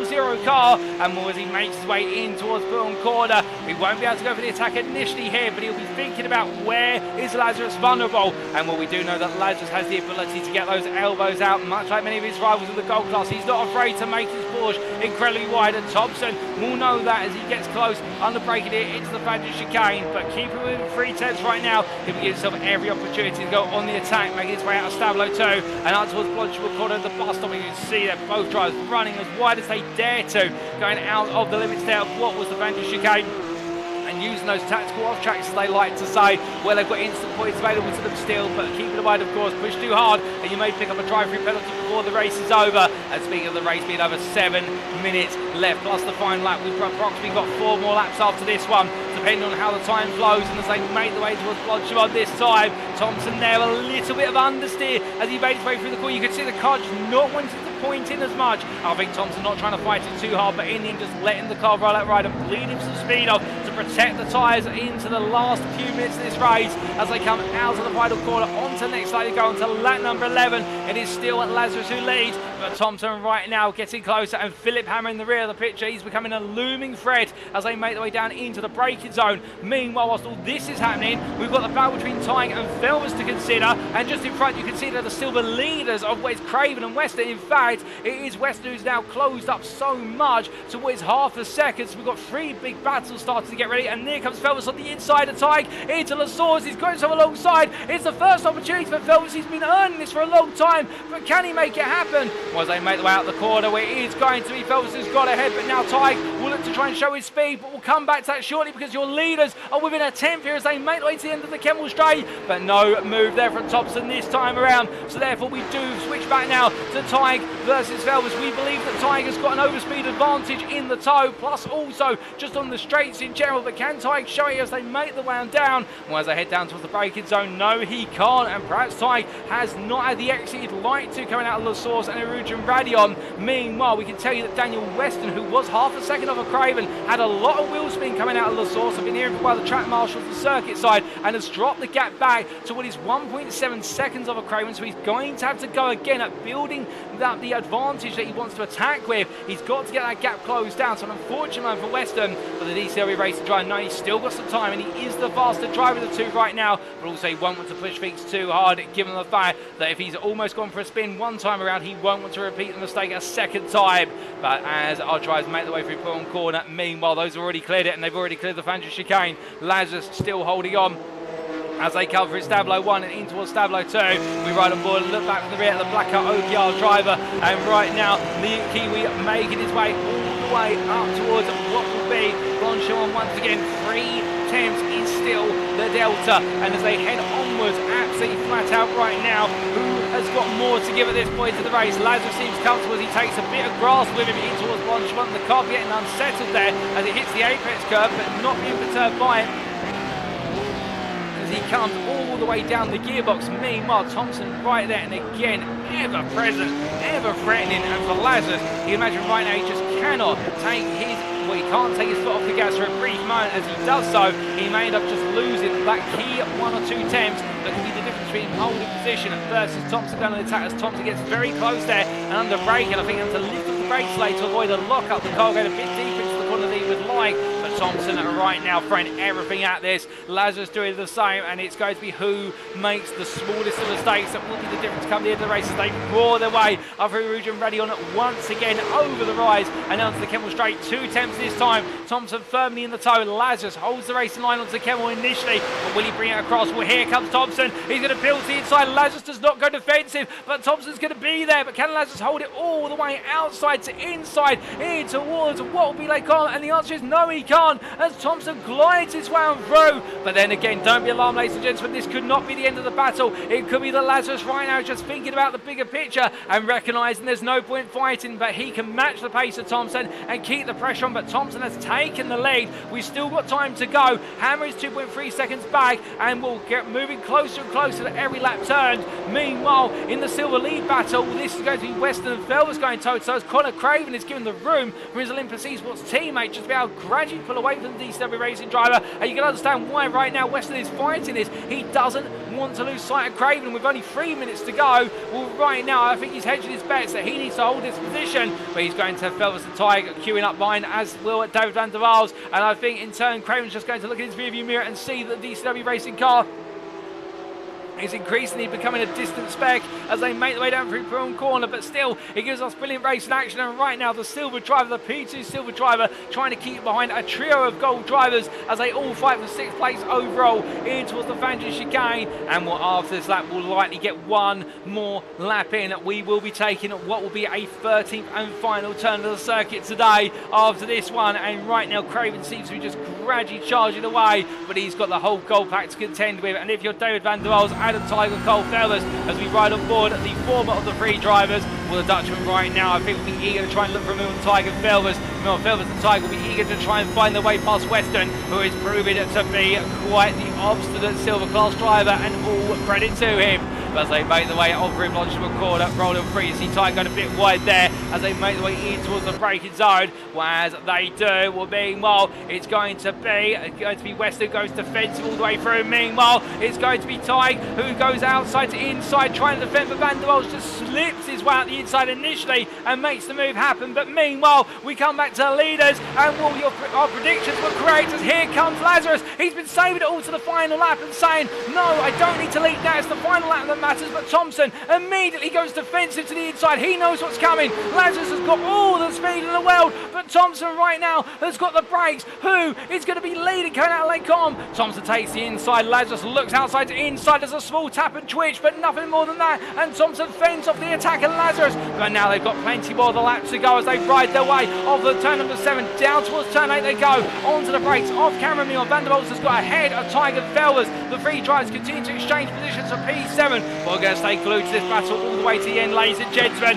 as we can't cover everything. We'll stay with this thrilling lead battle, and as as they make the way out to No Name. A little bit of run wide there from Lazarus. He used up another one of those off tracks, and it won't cost him too much time, but there's the sign. Now right now Lazarus has got to throw every last percentage point he can in his will at Thomsen, as Thomsen right now has proven he was able to fend off Lazarus' main charge down the Camel Straight. And well, will there be any other place he can go for the move? The only one would be the bus stop chicane, but he's going to have to get close as Thomsen goes uncharacteristically slightly wide advantages. It's marginal, but it's the marginal mistakes that make the difference this top level of the Porsche Cup Series. And as they come on through Stablo 1, well right now it's 3 attempts and closing, or is it? As they come through Stablo 2, it's a poor run. Lazarus loses the rear of the car, and Thomsen is able to pull away as Lazarus in the end goes wide through Stablo 2. Hammer comes through, and the tyres give way at a critical junction for Kory Lazarus for Blackout OPR, and well, he's given it everything, but in the end the car cannot give it back. And as they make their way into Blancheville corner, Philipp Hammer comes through the corner, but meanwhile for Patrik Thomsen, as he makes his way down into the braking zone, he took what was a sensational result in race number 1, and he's going to make it back-to-back wins at Spa-Francorchamps in race number 2. The checker flag waves, and Patrik Thomsen is your winner in the round 8 feature race, ahead of Philipp Hammer P2, and then Kory Lazarus takes the 3rd place spot as he crosses the line low on fuel as well, and it will be Daniel Sergi P4 just behind. Meanwhile, coming out the final corner to take the silver class win, it is going to be Olympus Esports Vulcan's Connor Craven, who is back on form. There's drama behind him, but outside all the drama, Daniel Wester makes it a double podium for DCW Racing with 2nd place after his win in the first race of the day. Carl Felvers P7, David Van der Waals P8, and then it'll be Glenn Humberstone who comes across the line to complete a silver podium at P9. ATEC Racing, a great recovery after a dismal race 1. David Biggernite P10, 4th place again in the silver class, and then Alistair Hatcher P11 for ATEC Racing, and a Craig Shell with what will be Ryan Walker recovering to P13 in the end, and then it will be none other than ATEC Racing Science, Sean Dobie, who comes to line P14, and will shortly have Joel Dutton coming across the line in what will be P15 for the wrong staff driver. Not quite able to make it back-to-back podiums, but still plenty of positives to talk about today, as he's going to be taking what will be P8 in the silver class. Off camera, I do believe Owen Halliday's just crossed the line 5 laps down, but still great to see he's crossed the line and taken the checker flag. Dutton then crosses P15, Owen Halliday off camera P18. Adam Tigers into the pit lane. I think the car's in fact been retired, which if so would mean that Alistair Pollock will be bringing home P16 as the final position that does take the checker flag. Tiger will be classified as a lap down, and well, as he makes his way on through the last couple of corners, Alistair Pollock knowing that today has not been his day, and the ATEC Racing Sign driver will need to go back to the drawing board as he completes your finishing order on that lead lap. That meanwhile, I can hear some donuts being done by other drivers, but me or Patrik Thomsen here on a cool down lap, and he's going to need that lap to cool down, no doubt about it, as the Apex Racing Academy driver has just pulled off an absolutely brilliant return to the racing for this second half of the season. Back-to-back wins in the first 2 races of the season, and well, the Danishman could not have asked for a better result, and what a way to carry that momentum forward. But as the Apex Racing Academy driver just comes to a gradual crawl, I suspect the fuel might be a little bit critical in the car. Well, let's take you through those race results subject to Eddie Stewart's inquiries, and here they are. So after an absolutely brilliant second race of the day, and we'll Wake and Bake Race in the YouTube chat, putting it succinctly and indeed taking the words out of my mouth, awesome race of all the drivers. Congrats to the boys on the podium, and unlucky for Kory there. And indeed, what an overall podium. Patrik Thomsen for Apex Racing Academy taking the win in the end for gold class and overall over Impulse Races Philipp Hammer, with Kory Lazarus Blackout OPR unfortunate in the end to make that late mistake coming out of Stablo 2 on the final lap, pushing so hard to attack Patrik Thomsen, but in the end the tyres just not having enough life to give to the 404 driver and fall into P3. Outside the overall gold podium, Daniel Sergi P4 for Olympus Esports Titan in another solid pair of performances today, and then Connor Craven missing the win in race 1 but taking the silver class win in race number 2, a P5 overall, his best result of the season overall as well for Olympus Esports Vulcan ahead of teammate Carl Felvers. Indeed a great day for the Olympus Esports Vulcan team, and Olympus Esports as a whole with 3 of their drivers there inside the top 10. time. And from Felvers, we do see Glenn Humberstone, who is classified there as your runner-up in the silver class at race. And so I think there's been a post-race penalty automatic applied by the iRacing stewarding system towards Daniel Weston's race. I would presume that might be something to do with the instant at the final corner and potentially Weston being pushed above the 15 instant point mount. And we'll try and take a look back at what exactly happened there very shortly, ladies and gentlemen. But before we do, we'll continue our way through the finishing order as classified. And as we can see, after Glenn Humberstone, who is your reclassified runner-up in the silver class, David Biggerdike, your third place finisher in the silver class, to complete that silver podium of Craven, Humberstone and Biggerdike, and will 8th place overall in what just was not a round or pair of rounds where he was on the pace compared to his rivals, but still his consistency shining through, and a 4th place in race 1 followed up by a 3rd place in class in race number 2, not going astray. Alice Thatcher, P9 there for at Racing, ahead of sister team driver at Racing Science Craig Schill. They completed your top 10, and then Ryan Walker, P11, best the rest there for Satellite Racing after early misfortune, recovering well but not quite able to fight his way back into the top 10. Ahead of Sean Dobie for at Racing Science. And it was DCW Racing Daniel Weston, who has been demoted to P13. We'll get more on that shortly. Ahead of David van der Waals, with Joel Duton completing your top 15 for the wrong stuff.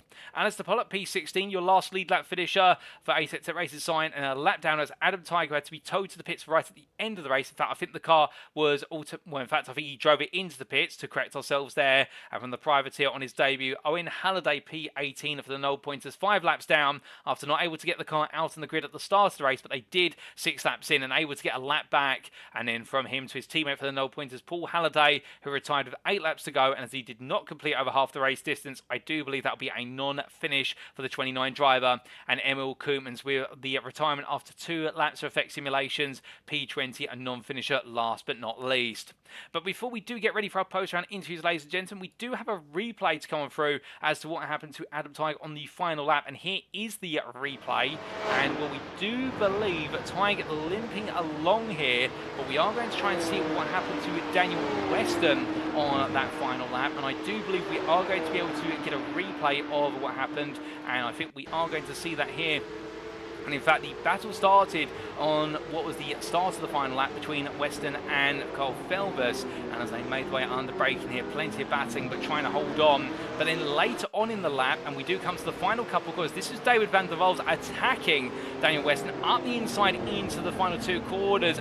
Very elbows out between them. Weston in the end, not too pleased, I think, with the way he was giving the elbows to the outside. And in return, batting his way back to the inside into the final part of the bus stop chicane. And that sent van der Waals sideways. And well, that would explain why both van der Waals and also Weston have been demoted down place in the finishing order. I think both drivers have pushed over the 15-point instant limit, and that would have meant that time has been added on to the end of their races. So that explains what happened between them. But with our racing complete, well, it is time for us to step away to get ready for our post-round interviews. But before we do, we'd just like to remind you that you can vote for your driver of the day. Voting is open and available in your respective YouTube or Twitch chat. Use the Google Forms link that has been posted. It's quick, easy to do, and we'll announce the driver of the day in the qualifying session at the Nürburgring in a week's time. And we'd also like to remind you that if you have enjoyed the racing action today from Circuit de Spa-Francorchamps, well, firstly, if you're not subscribed to the UKSimRacing YouTube or Twitch channels, well, why not subscribe today, so that way you can stay up to all the latest broadcasts from our weekly series for the Porsche Cup on Thursdays and the GT3 League on Sundays. But also like to remind you that if you have been enjoying the racing this season and want to support UKSimRacing beyond our media channels, you can do so via our affiliates. For UKSimRacing is affiliated in multiple sim racing and real-world motorsport companies that do include Swellier Media Sim Racing Coaching, Race Anywhere, and Demon Tweaks. And if you do head to our website, and that is, of course, uksimracing.co.uk today, there you can see on screen right now is our website, and there's a link to our Discord in the top right corner of it. Now, the reason why you'd want to join the UK Sim Racing Discord is, firstly, if you ever want to be on the grid in any of our series or one-off events, it's a mandatory requirement, so that way you can stay up to date with the latest information regarding your chosen race event or race series. But more relevant to today is the fact that a number of our affiliates provide discount codes which are only available on the UK Sim Racing Discord. And if you do use one of those discount codes as part of your purchase, well, it means that you're in pole position to receive a discount, so it's a win for you, but it's also a win for the wider UK Sim Racing community, because we receive a kickback from your purchase, but as we are a non-profit organisation, it means that every penny and pound that we make from affiliate earnings through the usage of affiliate discount codes by yourselves, well, we'll be funding all that money back into the community to fund future series, which do include future editions of the UKSimRacing Porsche Cup, GT3 League, and also other series we have ongoing, such as the MX5 League, the GT4 League, and also what our plans are for the remainder of 2024 and onwards. Indeed, it's never been a better time to be part of and support the UKSimRacing community. So do remember that a little purchase can go a long way in supporting one of the premier UK sim racing communities in the country and indeed around the globe. But with that, ladies and gentlemen, what's also going to go a good way right now is a breather for us to get ready for our post-round interviews. Don't go anywhere. We'll be back in approximately 10 minutes time for them. You won't want to miss them. We'll see you shortly.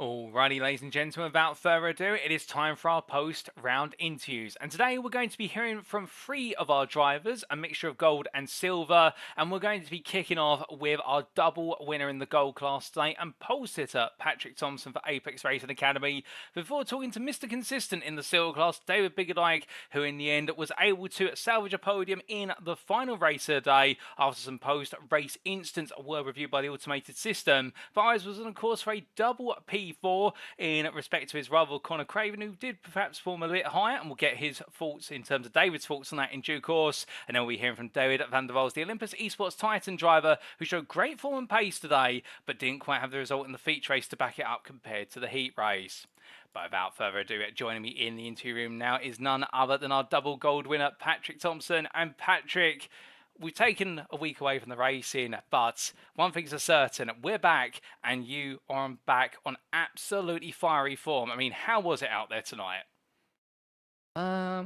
Very interesting. The track kept on just getting hotter and hotter, so it was really slippery. It honestly, it was almost like driving on an ice rink. Very, very interesting. Oh, goodness me. Well, quite the contrast there. The heat and driving on an ice rink, but still, you're able to keep your cool in the sun and come away with P1 each and every time. And let's talk a little bit about qualifying. Pole position in qualifying in the end. And this qualifying session, whilst only 12 minutes in length like all the others, the length of the lap did mean that it really did come down to nailing that one very important lap. But you nailed it first time out. How did qualifying feel? So it's no secret that you kind of want to do a double out lap kind of thing in this car, just to really make sure the tires are up to temperature and ready to go for it when you start your pushing to set that lap. So I had, just two chill laps, getting a feel for the track, seeing how grippy it was and such, and then I went on my first go and set the one and only lap time that I managed to get in.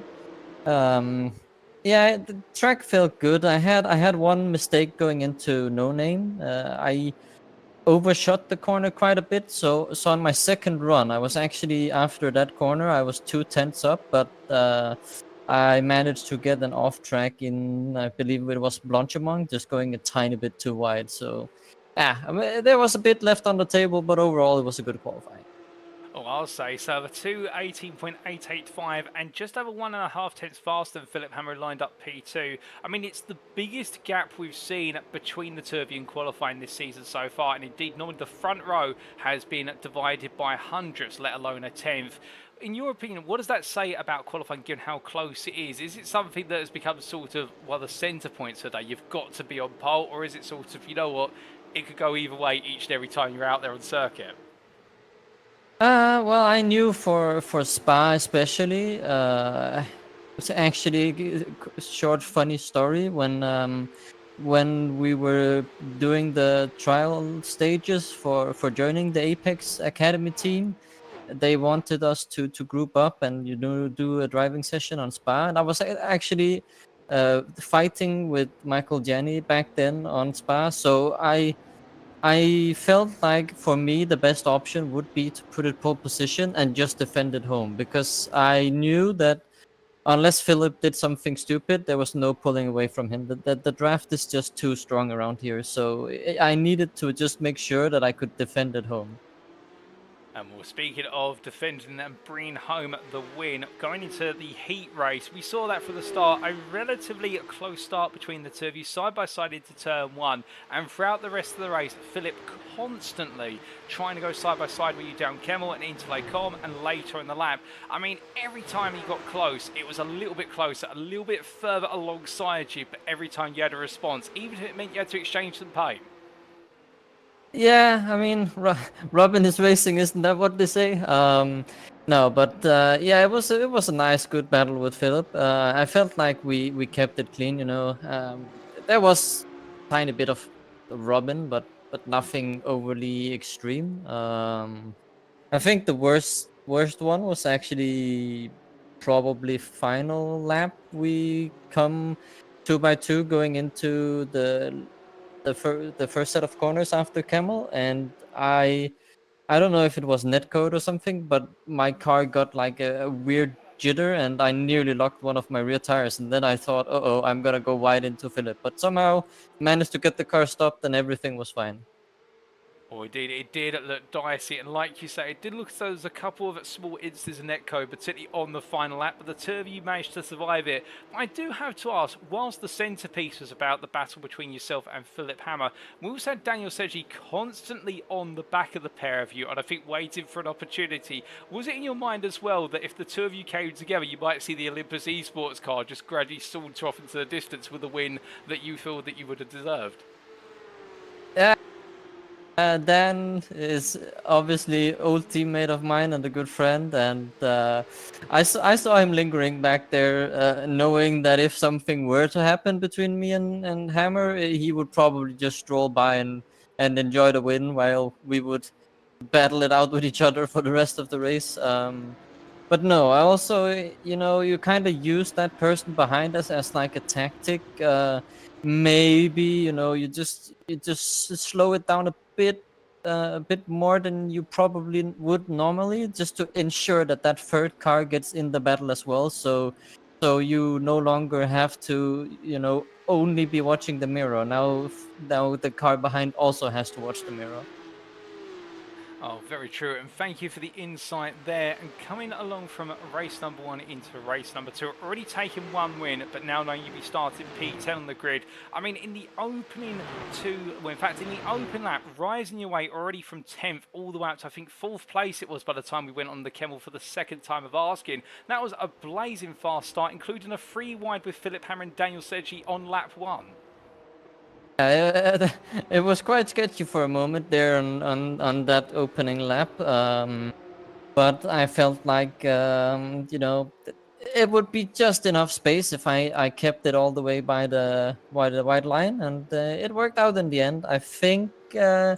I think I noticed that someone had a slowdown, and unfortunately, Philip had to back out because otherwise he would run into whoever had that slowdown. But it would have been quite fun going into the corners up there and being 3 wide, seeing how that would work out. Oh, without a doubt. But whilst we may have been robbed slightly of seeing all 3 of you go into that braking zone together, still what followed on was a brilliant game of cat and mouse and chase. And in the early stages, we saw that once you'd cleared Philipp Hammer, you were able to then go hunting after Kory Lazarus. But the gap didn't come down immediately. It took a lot of time to start to really claw it down.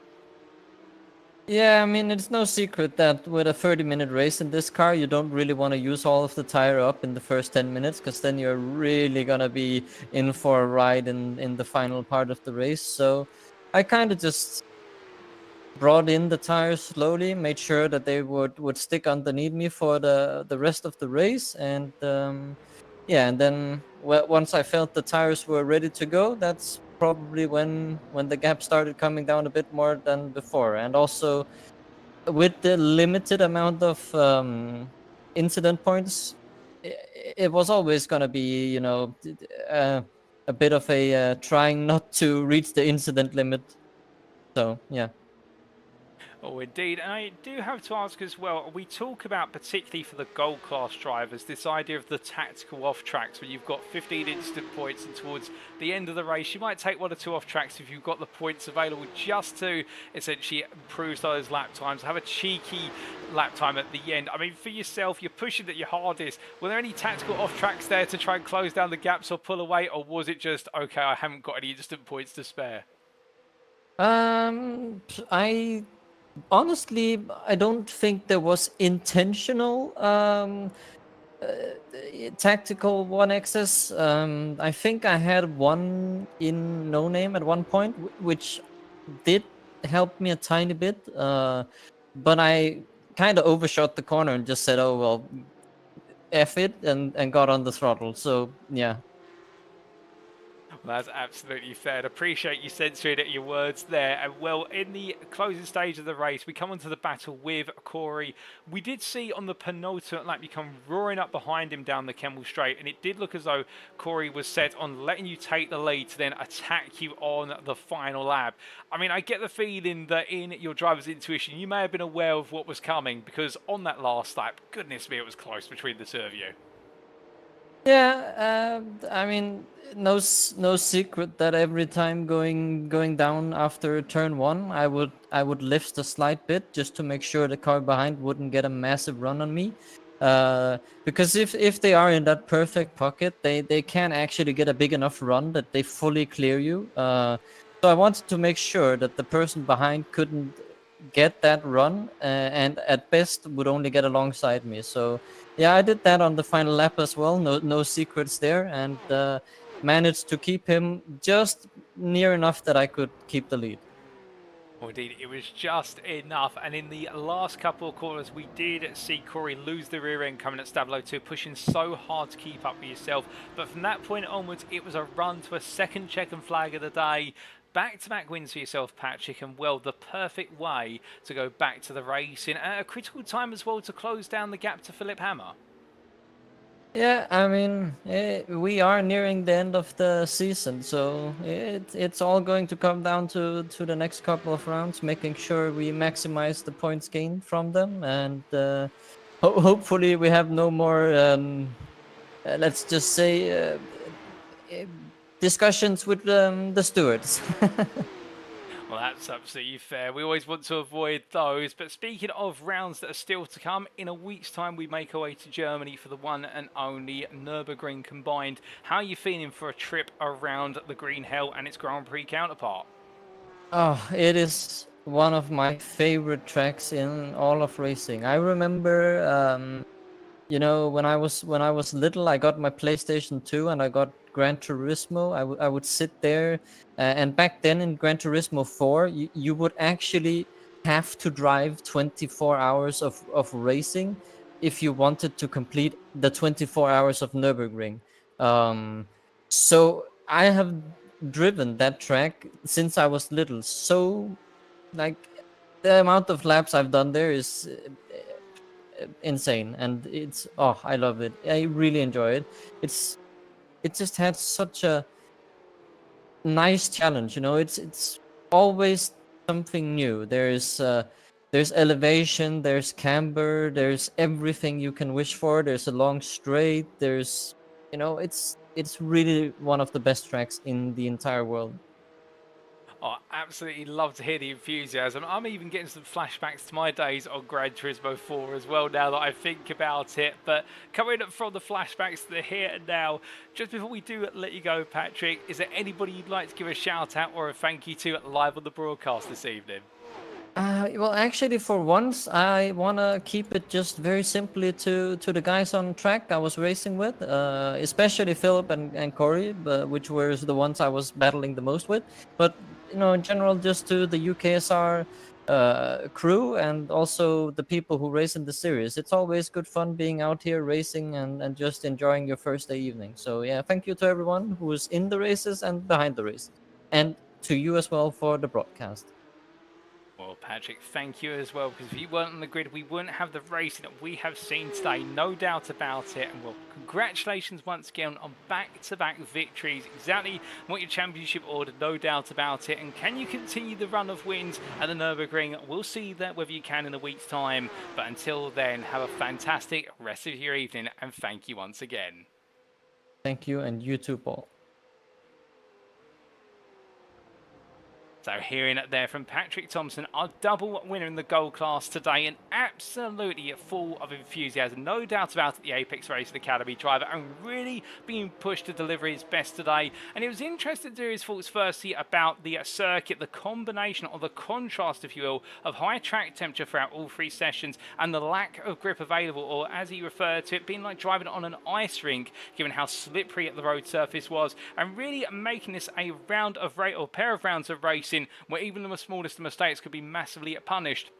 But the flip side of the coin being, we then got to see really the best from every driver, and in qualifying it was that 2:18.885, which was the best part of 1.5 tenths clear of Philipp Hammer that Patrik Thomsen took that pole by, and even admitting there were a couple of mistakes in there and wasn't quite able to get the follow-up lap, which could have been perhaps a bit faster, but still it was enough of pole, and then to go on and have to hold off Hammer time and time again in what was the first race of the day. And then the second race of the day, it was all about the chasing after Kory Lazarus, and in the end taking the lead on the penultimate lap to hold on to it on the final lap. And mentioned there about the usage of the lift-off out of La Source in order just to give himself a little bit more comfort going on down the Kemmel Straight, and therefore being able to make it so battling with his rival, they couldn't get the full overlap or get fully ahead. And well, those are the tactics you've got to use at the top level when the racing is that close. You've got to use every little bit of knowledge and nuance in order to come out on top, and that's why Patrik Thomsen's day is your double winner and heads to Nürburgring full of confidence, no question about it. But now, ladies and gentlemen, coming on to what is your second interview, we're going to be hearing very shortly from David Biggerdijk and the story of his day today, in the fact that he's definitely had a challenging day, but a positive day as well. And as he gets ready to join me in the interview room, we'll get to hear all about it in one brief moment. And as we do ask David to join us in the interview room, we'll get to hear all about that qualifying session, which then take P3, as he does join me now in the interview room. And good evening to you, David. And well, returning to the racing after the mid-season break, Spa-Francorchamps seems to have perhaps been a circuit whereby you could get consistent results. Indeed, you become Mr. Consistency in the silver class, but perhaps not as easy to get the podiums as you would like. No, it was tricky today. It just feels like one of them tracks in this car that I struggle to be quick at. So it was definitely a case of damage limitation. Well, a day of damage limitation, but at the same time as well, we got to see some stellar stuff from you from the outset. Talking a little bit about qualifying firstly, we did see you take what was P12 on the overall grid and P3 in class. In terms of the gap to your rivals, it was a bit of a sizable gap in qualifying compared to what was Glenn Humberstone's pole lap. That was a whole 1.1 seconds clear. And even Connor Craven, who in the end was 8/10 clear, but it looked as though you got the most out of what you had. Yeah, Glenn and Connor and Daniel later on as well were all rapid today. They outpaced me quite easily throughout the day. And Glenn's lap was something I've been nowhere near that time. So he was rapid today. And when I saw Connor's lap go on, I knew I was going to be nowhere near it. So managed to post what put me in P3, I think. So quite happy with that. That's probably the best I could have got out of it. Well, that's absolutely fair. And you've got to take those wins, even if it's not pole. So getting the best you could out of the qualifying session will be precisely that. And going into the first race of the day, looked as though it was a bit of a tough heat race out there. Not really making any overall progress, finishing P12 in the end, but P4 in class. Looked as though it was quite tight. And in the late stages of the race, also having to contend with what was a charge from Joel Dutton. Yeah, I found myself in P1, lap 4, I think it was, and then the penultimate lap, I lost it at the top of Eau Rouge, and unfortunately Glenn got caught up in that incident as well, which put me back to P4 in class. And luckily, I didn't have a meatball. I managed to avoid any significant impact in the wall. Yeah, I just had to kind of nurse the car home to get that P4, and again that damage limitation. It actually put me out of the reverse grid slots, which is quite nice for once, because I keep finding myself ahead of all of these fast guys. So it was it was an eventful race. I didn't really make any headway on track. I think Connor had a slowdown at the top of Eau Rouge, which is brutal on this track. It just seems to keep doubling as you're going down the straight afterwards. So the race kind of came to me, and then I threw it away a little bit at the top of Eau Rouge. I think fourth would have been the best on pure pace that I could have got though. Well, it was unfortunate that you didn't quite bring home that win, which could have come to you, but still a fourth place, given how things played out, is not all bad. And then going into the second race of the day, when we saw you start was P12 on the grid, a consistent start as we look at some of the replay images from the early stage of the race, and it looked as though very gradual progress as the race went on to a P8 overall and a P3 in class at the end. Yeah, again, it's where I've tried to reinvent my driving style, when I know previously when I was slow, I would have tried to overdrive the car and drive at a pace that would have caused me to have some incidents. So I just set in my pace and kind of knew that if I didn't make any mistakes, then another P3 or P4 would be where I would sit, and that would give me a decent enough haul in the championship to maintain the lead. So I was just trying to think of the long game, drive sensibly, and not do anything stupid, really. Well, that's absolutely smart and sensible. And speaking of not making any mistakes around here, we did hear from Patrik Thomsen only moments ago saying that the circuit felt like an ice rink. There was no grip out there, the high track temperatures. Was that something you felt as you went around the circuit today? Yeah, it was pretty horrific. It's probably a word to describe it, I think it was on 35 degrees track temperature at the start of the race. It started around 1 in the afternoon sim time, so it just seemed to get hotter and it was slippery. And then because I made a mistake with the strategy previous race, I overfueled the car. I think I had like 4 laps left at the end of the race or something like that, so that didn't help me either. So yeah, slippery is definitely a word to describe it. Oh, goodness me, indeed quite the challenge, regardless of where you're on the grid with a very slippery track surface, no doubt about it. But then coming on to the wider implications of today, of course, we're back. We've still got plenty of rounds to go. What is the best part of 4 rounds remaining? Championship lead is going to be cut slightly by your rival Conor Craven, but in the bigger picture, you're sounding quite confident that your consistency will see you through.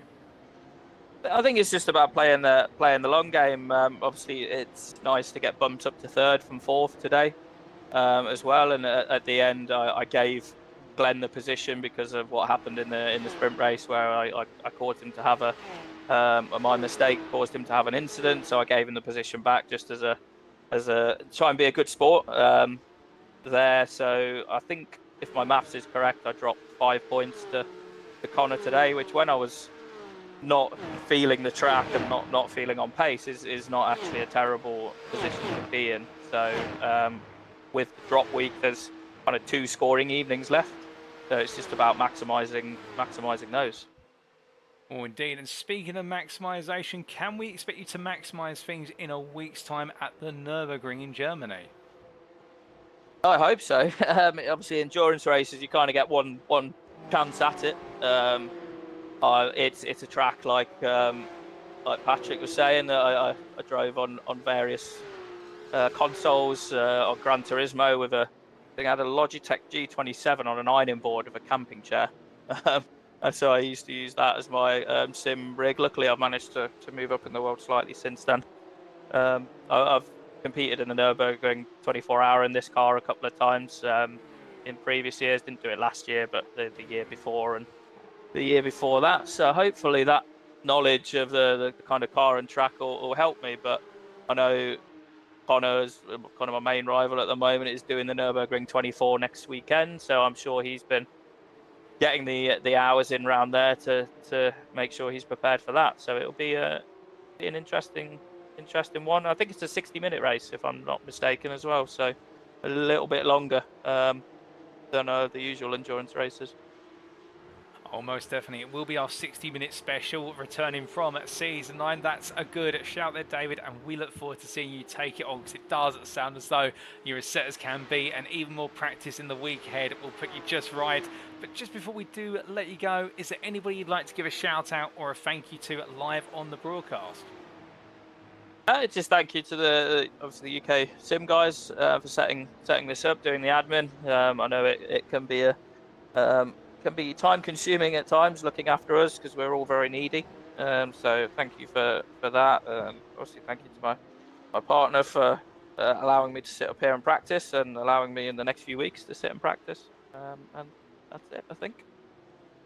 Well, David, we need to give you a big thank you for firstly joining me in the interview this evening, also for being a great sport, particularly with that sportsmanship with Glenn at the end of race number 2. It always goes a long way and is much appreciated by both the stewards and also viewers alike. But also, we wish you all the best in your preparations for round number 9 in a week's time. But until then, thank you for your time this evening. Great racing from yourself, and we'll have a fantastic rest of your evening. Thanks. Have a good one. So hearing there from David Biggerlight, the privateer in the silver class, who today getting the most out of the car and out of himself that he could, as a circuit that just did not seem to click by comparison. And a slippery circuit of that, echoing the thoughts of Patrik Thomsen in the fact the description there of the car, just snaking around constantly, not a comfortable place to be, no doubt about it, but still able to get the most out of it. In qualifying first with a P3 in class, wasn't quite able to match Conor. nor what was Glenn Humberstone in the end, and when I say Connor Craven, but taking a P3 and really feels like that was the best he could get with that P12 overall. And in the heat race, through just staying out of trouble, moving further and further up the order into the lead, only for that late incident to cost him a late mistake and dropping back down to P4 in the silver class and P12 overall. But the silver line of it being not in the reverse grid for the first time in a long time this season, and therefore able to just focus on his race going into the feature, and that's where he is able to gradually claw his way up back into P4 in the silver class, and what was originally a expected P10 overall, but after post-race automatic instant penalties were applied, being promoted to P3 in the class and P8 overall, and will taking that podium and minimising the damage done by Connor Craven's performances by comparison, and then he goes into the next round with an approximate 10 to 11 point advantage at a circuit where, in his own words, you get one shot at the endurance race, and of course it being a 60-minute endurance race in Germany at the Nürburgring Gesamtstrecke, that is going to be in the minds of all the drivers. But for David Biggerdine, I get the feeling he's feeling confident that he can return to the top step of the podium when we head there in round number 9. But with that, ladies and gentlemen, we now come to our final interview of the day, and we're going to be hearing from a gold class driver in the form of David van der Waals, as he does get ready to join me in the interview room. And as he does, we'll get to hear the mixed fortunes of David van der Waals today, in terms of how things played out in qualifying and the heat race compared to how it played out in the feature race. But as he does get ready to join us, we'll also talk a little bit about his return to form in qualifying after what has been a bit of a challenging time. And he does join me now in the interview room. David, good evening to you. And will firstly allow me to say it was great to see you having a stronger set of performances across the board today, particularly with pace as we saw in qualifying and also the heat race. I mean, for yourself, it must feel great to be able to see yourself back up on that second row of the grid. Yeah, thank you very much, first of all. I mean, it wasn't the best couple of weeks for preparations. I got quite sick about like 2 weeks ago. Still recovering, eating quite a lot of fruit and some broccoli on the side to try and get healthy. But the pace was definitely there today, which was a very good sign. Oh, most definitely. And for our viewers, I mean, you're giving them a 2-for-1 special. We get an interview of yourself and also some healthy eating guidance. We could ask for more. But as we come into talking a little bit more about your qualifying, which was a healthy session in its own right, a P4 overall and in class, and it looked as though the time just kept coming at a Spa circuit where many seem to be struggling. Yeah, I mean, the first couple of laps out there in practice, it was fairly obvious that the grip levels were very, very low, like surprisingly low. I think a lot of people struggle in qualifying to find the pace, and honestly, out there on the setup, I felt like a Flying Dutchman, kind of. Qualifying 4:10s in front of my teammate Daniel Sedgley, who usually beats me with quite some ease. So honestly, I couldn't have wished for a better qualifying. Well, that's absolutely fair. And well, going from a strong qualifying session into a good heat race, we did see you have a relatively good start in the first race today, although it looked as though it was very nip and tuck between yourself and also teammate Daniel Sedgley into the opening couple of corners. But I suspect the two of you sort of worked around it, and it was more about the chase after the top three. It was a bit of a team game played there. I knew my race pace wasn't as fast as my one lap quali pace, so I decided to let Dan go quite early. I think he just in general has more consistency than I do, and it's more important for him to be able to chase those top guys. And then later on, it's kind of like a testing session to try and figure out how much you need to cope with the tires, the fuel, the grip levels. So yeah, it was quite a good heat race, I think. Oh, most definitely. It was good to see you batting up and taking the P5 overall, one of your strongest results in some time. We have to look back to VIR, the opening round of the season, to see you batting up there. And we saw more of that initially in the feature race, albeit the reverse grid that saw you start P6. But an early instant coming out of the Fangers chicane cost you dear and meant you're in a recovery race for the remainder of the day. Yeah, I just got a bit too eager again, I think, on the cold tires. It's just one of those things that I think keeps happening to me on these races because I'm new to the car. You get your hopes up in a good heat race and then you just push the car that little bit too much in the main race opening lap, and then you have to deal with the consequences for the rest of the race, sadly. Oh, indeed. And I do have to ask, with that shunt to the barrier, in terms of what you were feeling in the car, we did see the front bumper was crumpled in, so I'd imagine you lost a bit of straight line speed, but was there anything else you were having to manage out there? I think the front then kind of just broke the car's stop speed for sure. That was very difficult to deal with. Catching people became a lot more difficult. And then also it just put my tires through hell in the first lap, which is never a great thing to do, especially around here with the low grip levels. Well, definitely made the second race of the day even more challenging, but the challenges weren't over then, because as you gradually battled your way up into the top 10, we then got to see in the final 4 laps quite the battle between yourself, Carl Felvers, and also what was, unless I'm mistaken, Daniel Weston, and well, I think also we did have Adam Tighe in there, and I think it got a bit of more than just a rub and race towards the end. I think you're referring to the last lap incident Yes. in the bus stop chicane there. Yeah, from my perspective, then he left open a gap, and I know I come in there like a bit of a miracle missile, hoping for the best to happen, but I felt like I got a bit squeezed, and then feel like I'm clear on the exit of the first chicane part, and then it's just a coming together from there. I think it's a little bit of hard racing between two people that aren't in the same class. I feel like maybe it's a bit too hard racing from his side there, but I probably would have done the same thing if I was in his shoes. So we'll leave it up to the stewards to be reviewed. I think that's the best thing I can do. That's absolutely fair. And winding things back a little bit before that, just running the pack of 4 cars, with yourself being at the back of it, and I believe Carl Felvis and was Adam Tighe being just in front, and then Weston at the head. Obviously, dirty air does affect these Porsche Cup cars like any car with a degree of aero, but I can only imagine what the dirty air must have had an effect-wise, because we've got so many medium and high-speed corners at Spa. It must have made it quite uncomfortable on turning. Yeah, first of all, like following other cars through here just puts your brake marker so much further like forward. It's kind of crazy how farther in front you need to brake when you're following other people.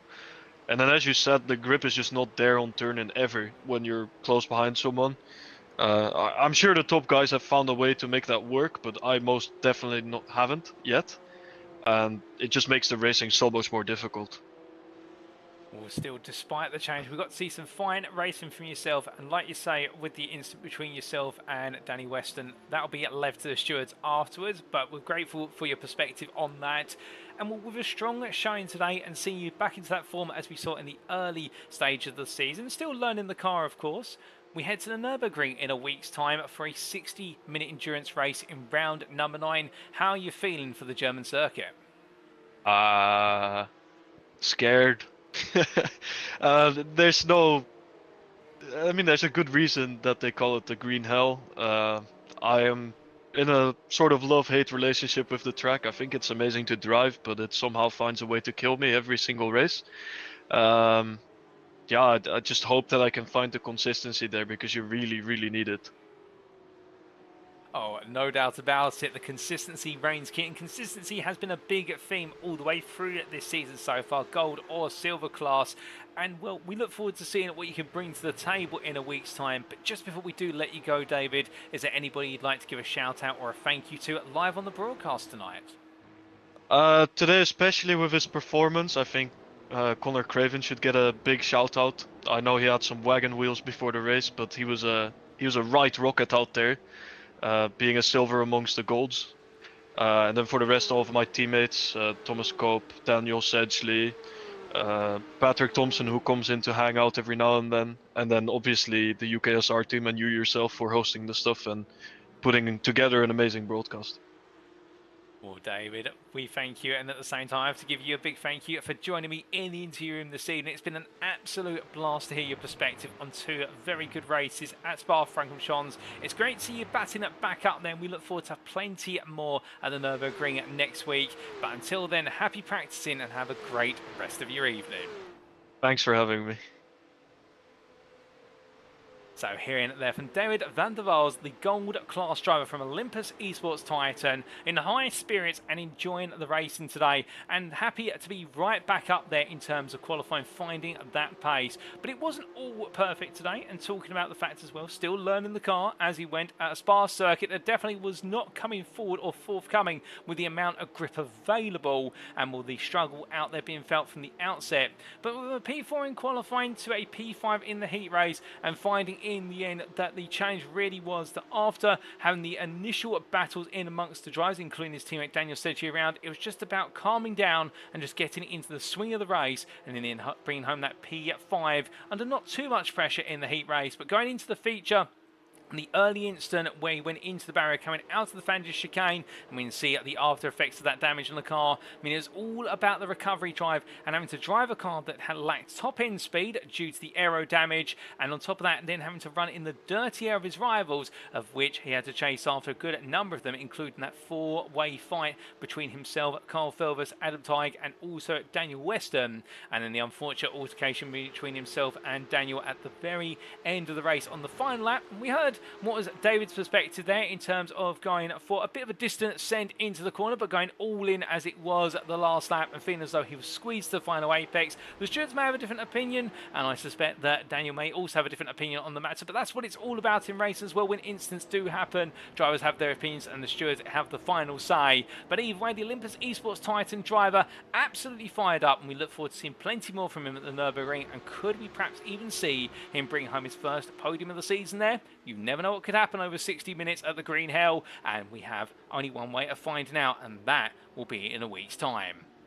But now, ladies and gentlemen, we would say at this point that we are going to come to the end of our interviews, but I'm very pleased to say that we have had a fourth and final interviewee nominate their time, and it is none other than Connor Craven. And you may see the class listed against his name there, saying that he's part of the gold class, and that's just a little reference there to what was David van der Waals saying, that it was Connor who was a silver in amongst the golds today, but we will be adjusting that back to say that he is a silver class driver, and he's going to join me in the interview very shortly to give his perspective on what was the racing today, and indeed what a day for Connor Craven to be back on winning form. And as he gets ready to join me, we'll also be hearing his perspective on what was the chase after Daniel Weston in the races, and indeed a DCW driver who was able to match him to an extent. But he does join me now in the interview room, and good evening to you, Connor, and well, what a day. I mean, we saw, of course, at Sebring, you come back on flying form and take the win in our second endurance race round of the season. But 2 weeks later, you're here again, not quite perfection, but it came close, with second place in the heat race and a win in the feature race in the silver class. I mean, I get the feeling you'll take that with both hands. Yeah, for definite. It was a bit of an emotional roller coaster. I've been up until midnight quite a lot of nights putting in the practice, much to the partners' annoyance, but you have to justify it that you're having fun. But yeah, I've put the time into this week because I knew it's getting close in the championship now. I need to start putting that time in, and yeah, it paid off. I'm happy. It would have been nice to come away with the full trio qualifying race 1 and 2, but you can't have it all every week, can you? That's true, indeed. You can't be quite perfect every week, although that's something to aspire to. And let's talk a little bit about qualifying. The fact that it looked as though, for the majority of qualifying, it was going your way to pole position. But then in the very last stages, Glenn Humberstone out of nowhere sprung to life with a lap time that was the best part of 3/10 faster. I mean, how was qualifying for you? I thought it was really good. I was happy with the pace I put in. Glenn's shown pace every round. He's just had a lot of misfortune. I think he really has the pace to be up there. So I wasn't surprised when he put it in, but I think after the way the season's gone, I was very tunnel vision on David Biggerdike. So seeing Glenn pop up there, it was, yeah, I'll admit I kind of didn't expect it, but again, I did expect it from his pace. So, but it's qualifying's just one half of the story, isn't it? Not even that. So it's just some extra work to do. Oh, without a doubt. Qualifying is just one part, like you say. And, well, with this Spa circuit, I do have to ask, we've heard from other free drivers that all talked about just how tricky it was to find grip and the ability for the car to hook up around here. Was it the same for yourself in terms of the struggle? Yes, it was absolutely awful. I don't know what track conditions are out there, but I did a couple of practice sessions in a week, and then a couple of officials, and really got settled into that, and then came here today, thinking it was all dialed in, and it was just like, I think Patrik described it as an ice rink. It was terrible. I couldn't get the car to turn in, and when it did, it then got loose, and then would understeer out and push wide. It was a bit of a loose cannon around times, but you have to just sort of learn to drive with it. Oh, indeed, and we saw your ability to adapt to those conditions straight away in our heat race with what was that P9 overall and that second class finish. And well, throughout the race we did see a mixture of fortunes. Glenn Humberstone, of course, falling out of the lead of the race quite early on, then David Biggernight going to lead only to lose out in the closing stages and such forth. But in the end you managed to steer your way around all the chaos and carnage to take a P2 finishing position, albeit behind what was Daniel Weston. I get the feeling that you might have been feeling as though you could have, if you had a bit more time, you could have chased down the DCW racing driver. Yeah, I think so. That's a big part of Spa, isn't it? Just surviving. I'd spent all week trying to perfect a Rouge to avoid that slowdown, and then I was doing it to the point where I was getting off tracks on the left-hand side, so I started to rein that back a bit and introduced slowdowns again. So I kind of shot myself in the foot there. I think I would have had some really good pace if I actually had 2 slowdowns through the race, so I think that shot me a little bit. But yeah, part of Spa is just surviving. You come over that hill and see the carnage, you're like a rabbit in headlights. But you know, if you can survive, you kidnap a couple of positions and run away with it. Oh, indeed. Appreciate the insight there and that focus about just trying to keep it all together and gain the positions and come away with the result and doing exactly that. But of course, with yourself and Daniel finishing inside the top 10, it would mean that you'd be starting on the silver pole on what was a P8,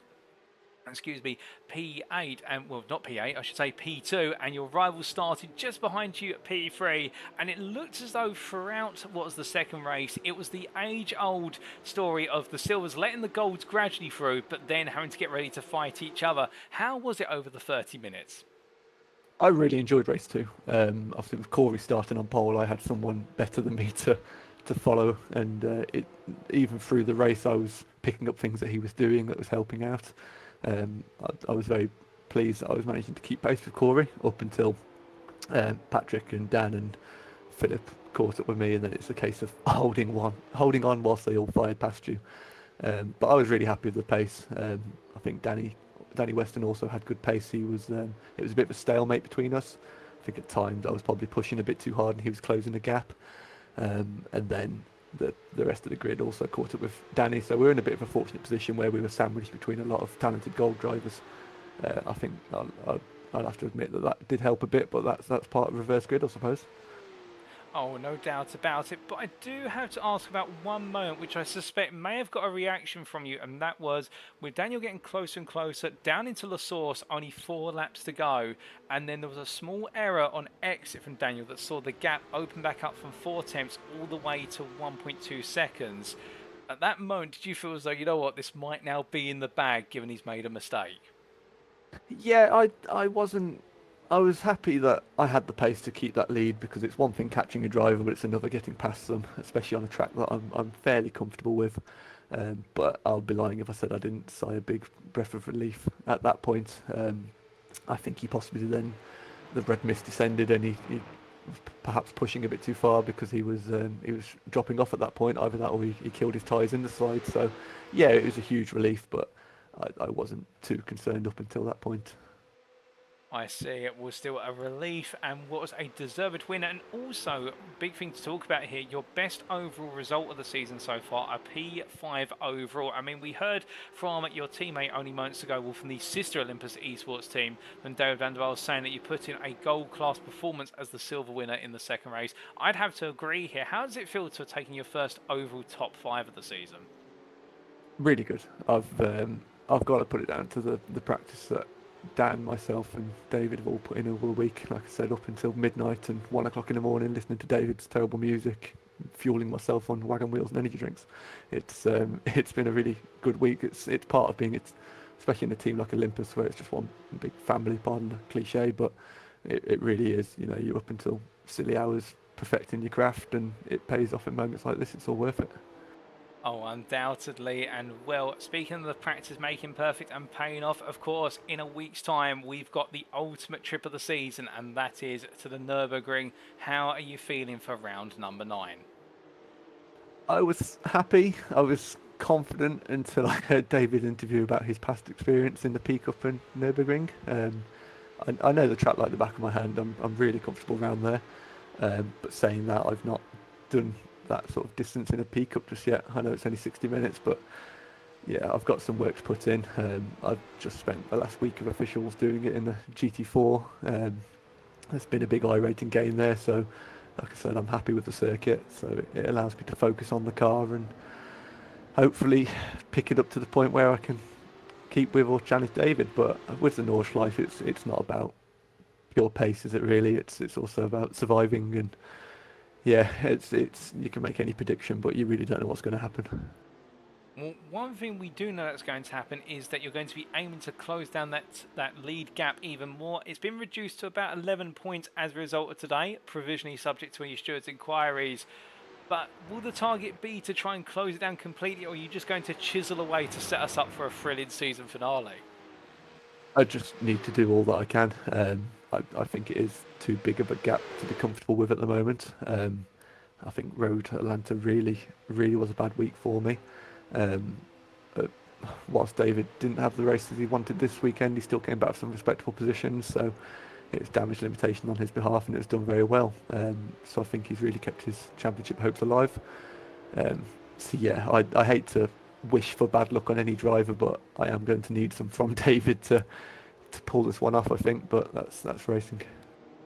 Well, you never know what can happen in the world of motorsport until that checkered flag waves, but still more on that story in a week's time. And Connor, just before we do let you go, is there anybody you'd like to give a shout out or a thank you to live on the broadcast this evening?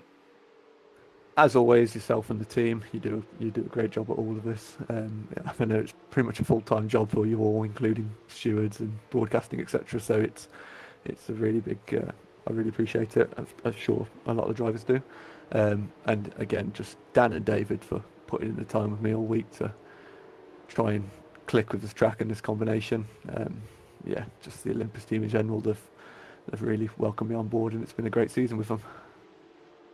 Well, Connor, it's been an absolute pleasure to have you join me in the interview room, perhaps at short notice, but still having the more interviews the merrier, and always happy to have time with yourself.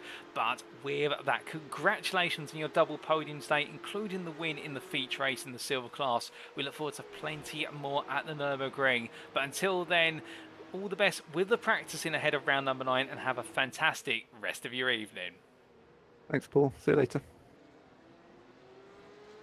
So hearing there from our final interview for this evening, Connor Craven from Olympus Esports Vulcan, and talking about firstly the chase and the need to try and close down David Biggerdite, and referring there to Road Atlanta, I think in reference to Road America, where it didn't quite go right for Connor, but David meanwhile got it right. And today, meanwhile, being in the opposite direction, whilst Connor was the stronger of the two drivers, David's still able to put in damage limitation, and that is on the mind of Connor Craven first and foremost.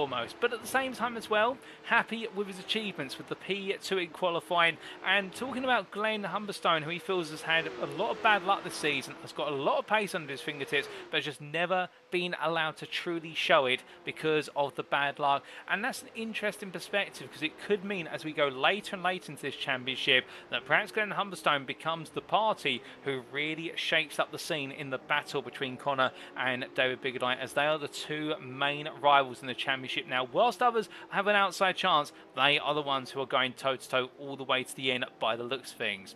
But on top of that as well, talking about in the heat race, that second place finish and avoiding the chaos around him to bring home the second place despite a multitude of leaders over the course of the race distance, and also about the fact that Daniel Weston's pace really shining through, and then that occurring again in the feature race, albeit this time being the other way round and Connor being able to lead and for some time follow Kory Lazarus in the P2 position and chase after the gold driver and try and observe and learn from him before we did see that gap open up, and suddenly the rest of the gold field came through and it was the one-on-one between Connor and Danny, and in the end Connor able to hold on with Danny making a mistake with only 4 laps to go, and that's where the gap would stay. So a solid day for the Olympus Esports Vulcan driver, and now the focus onto the Nürburgring. Plenty of practice going in, and well, how much of it will materialise in success in round number 9, we'll find out in a week's time.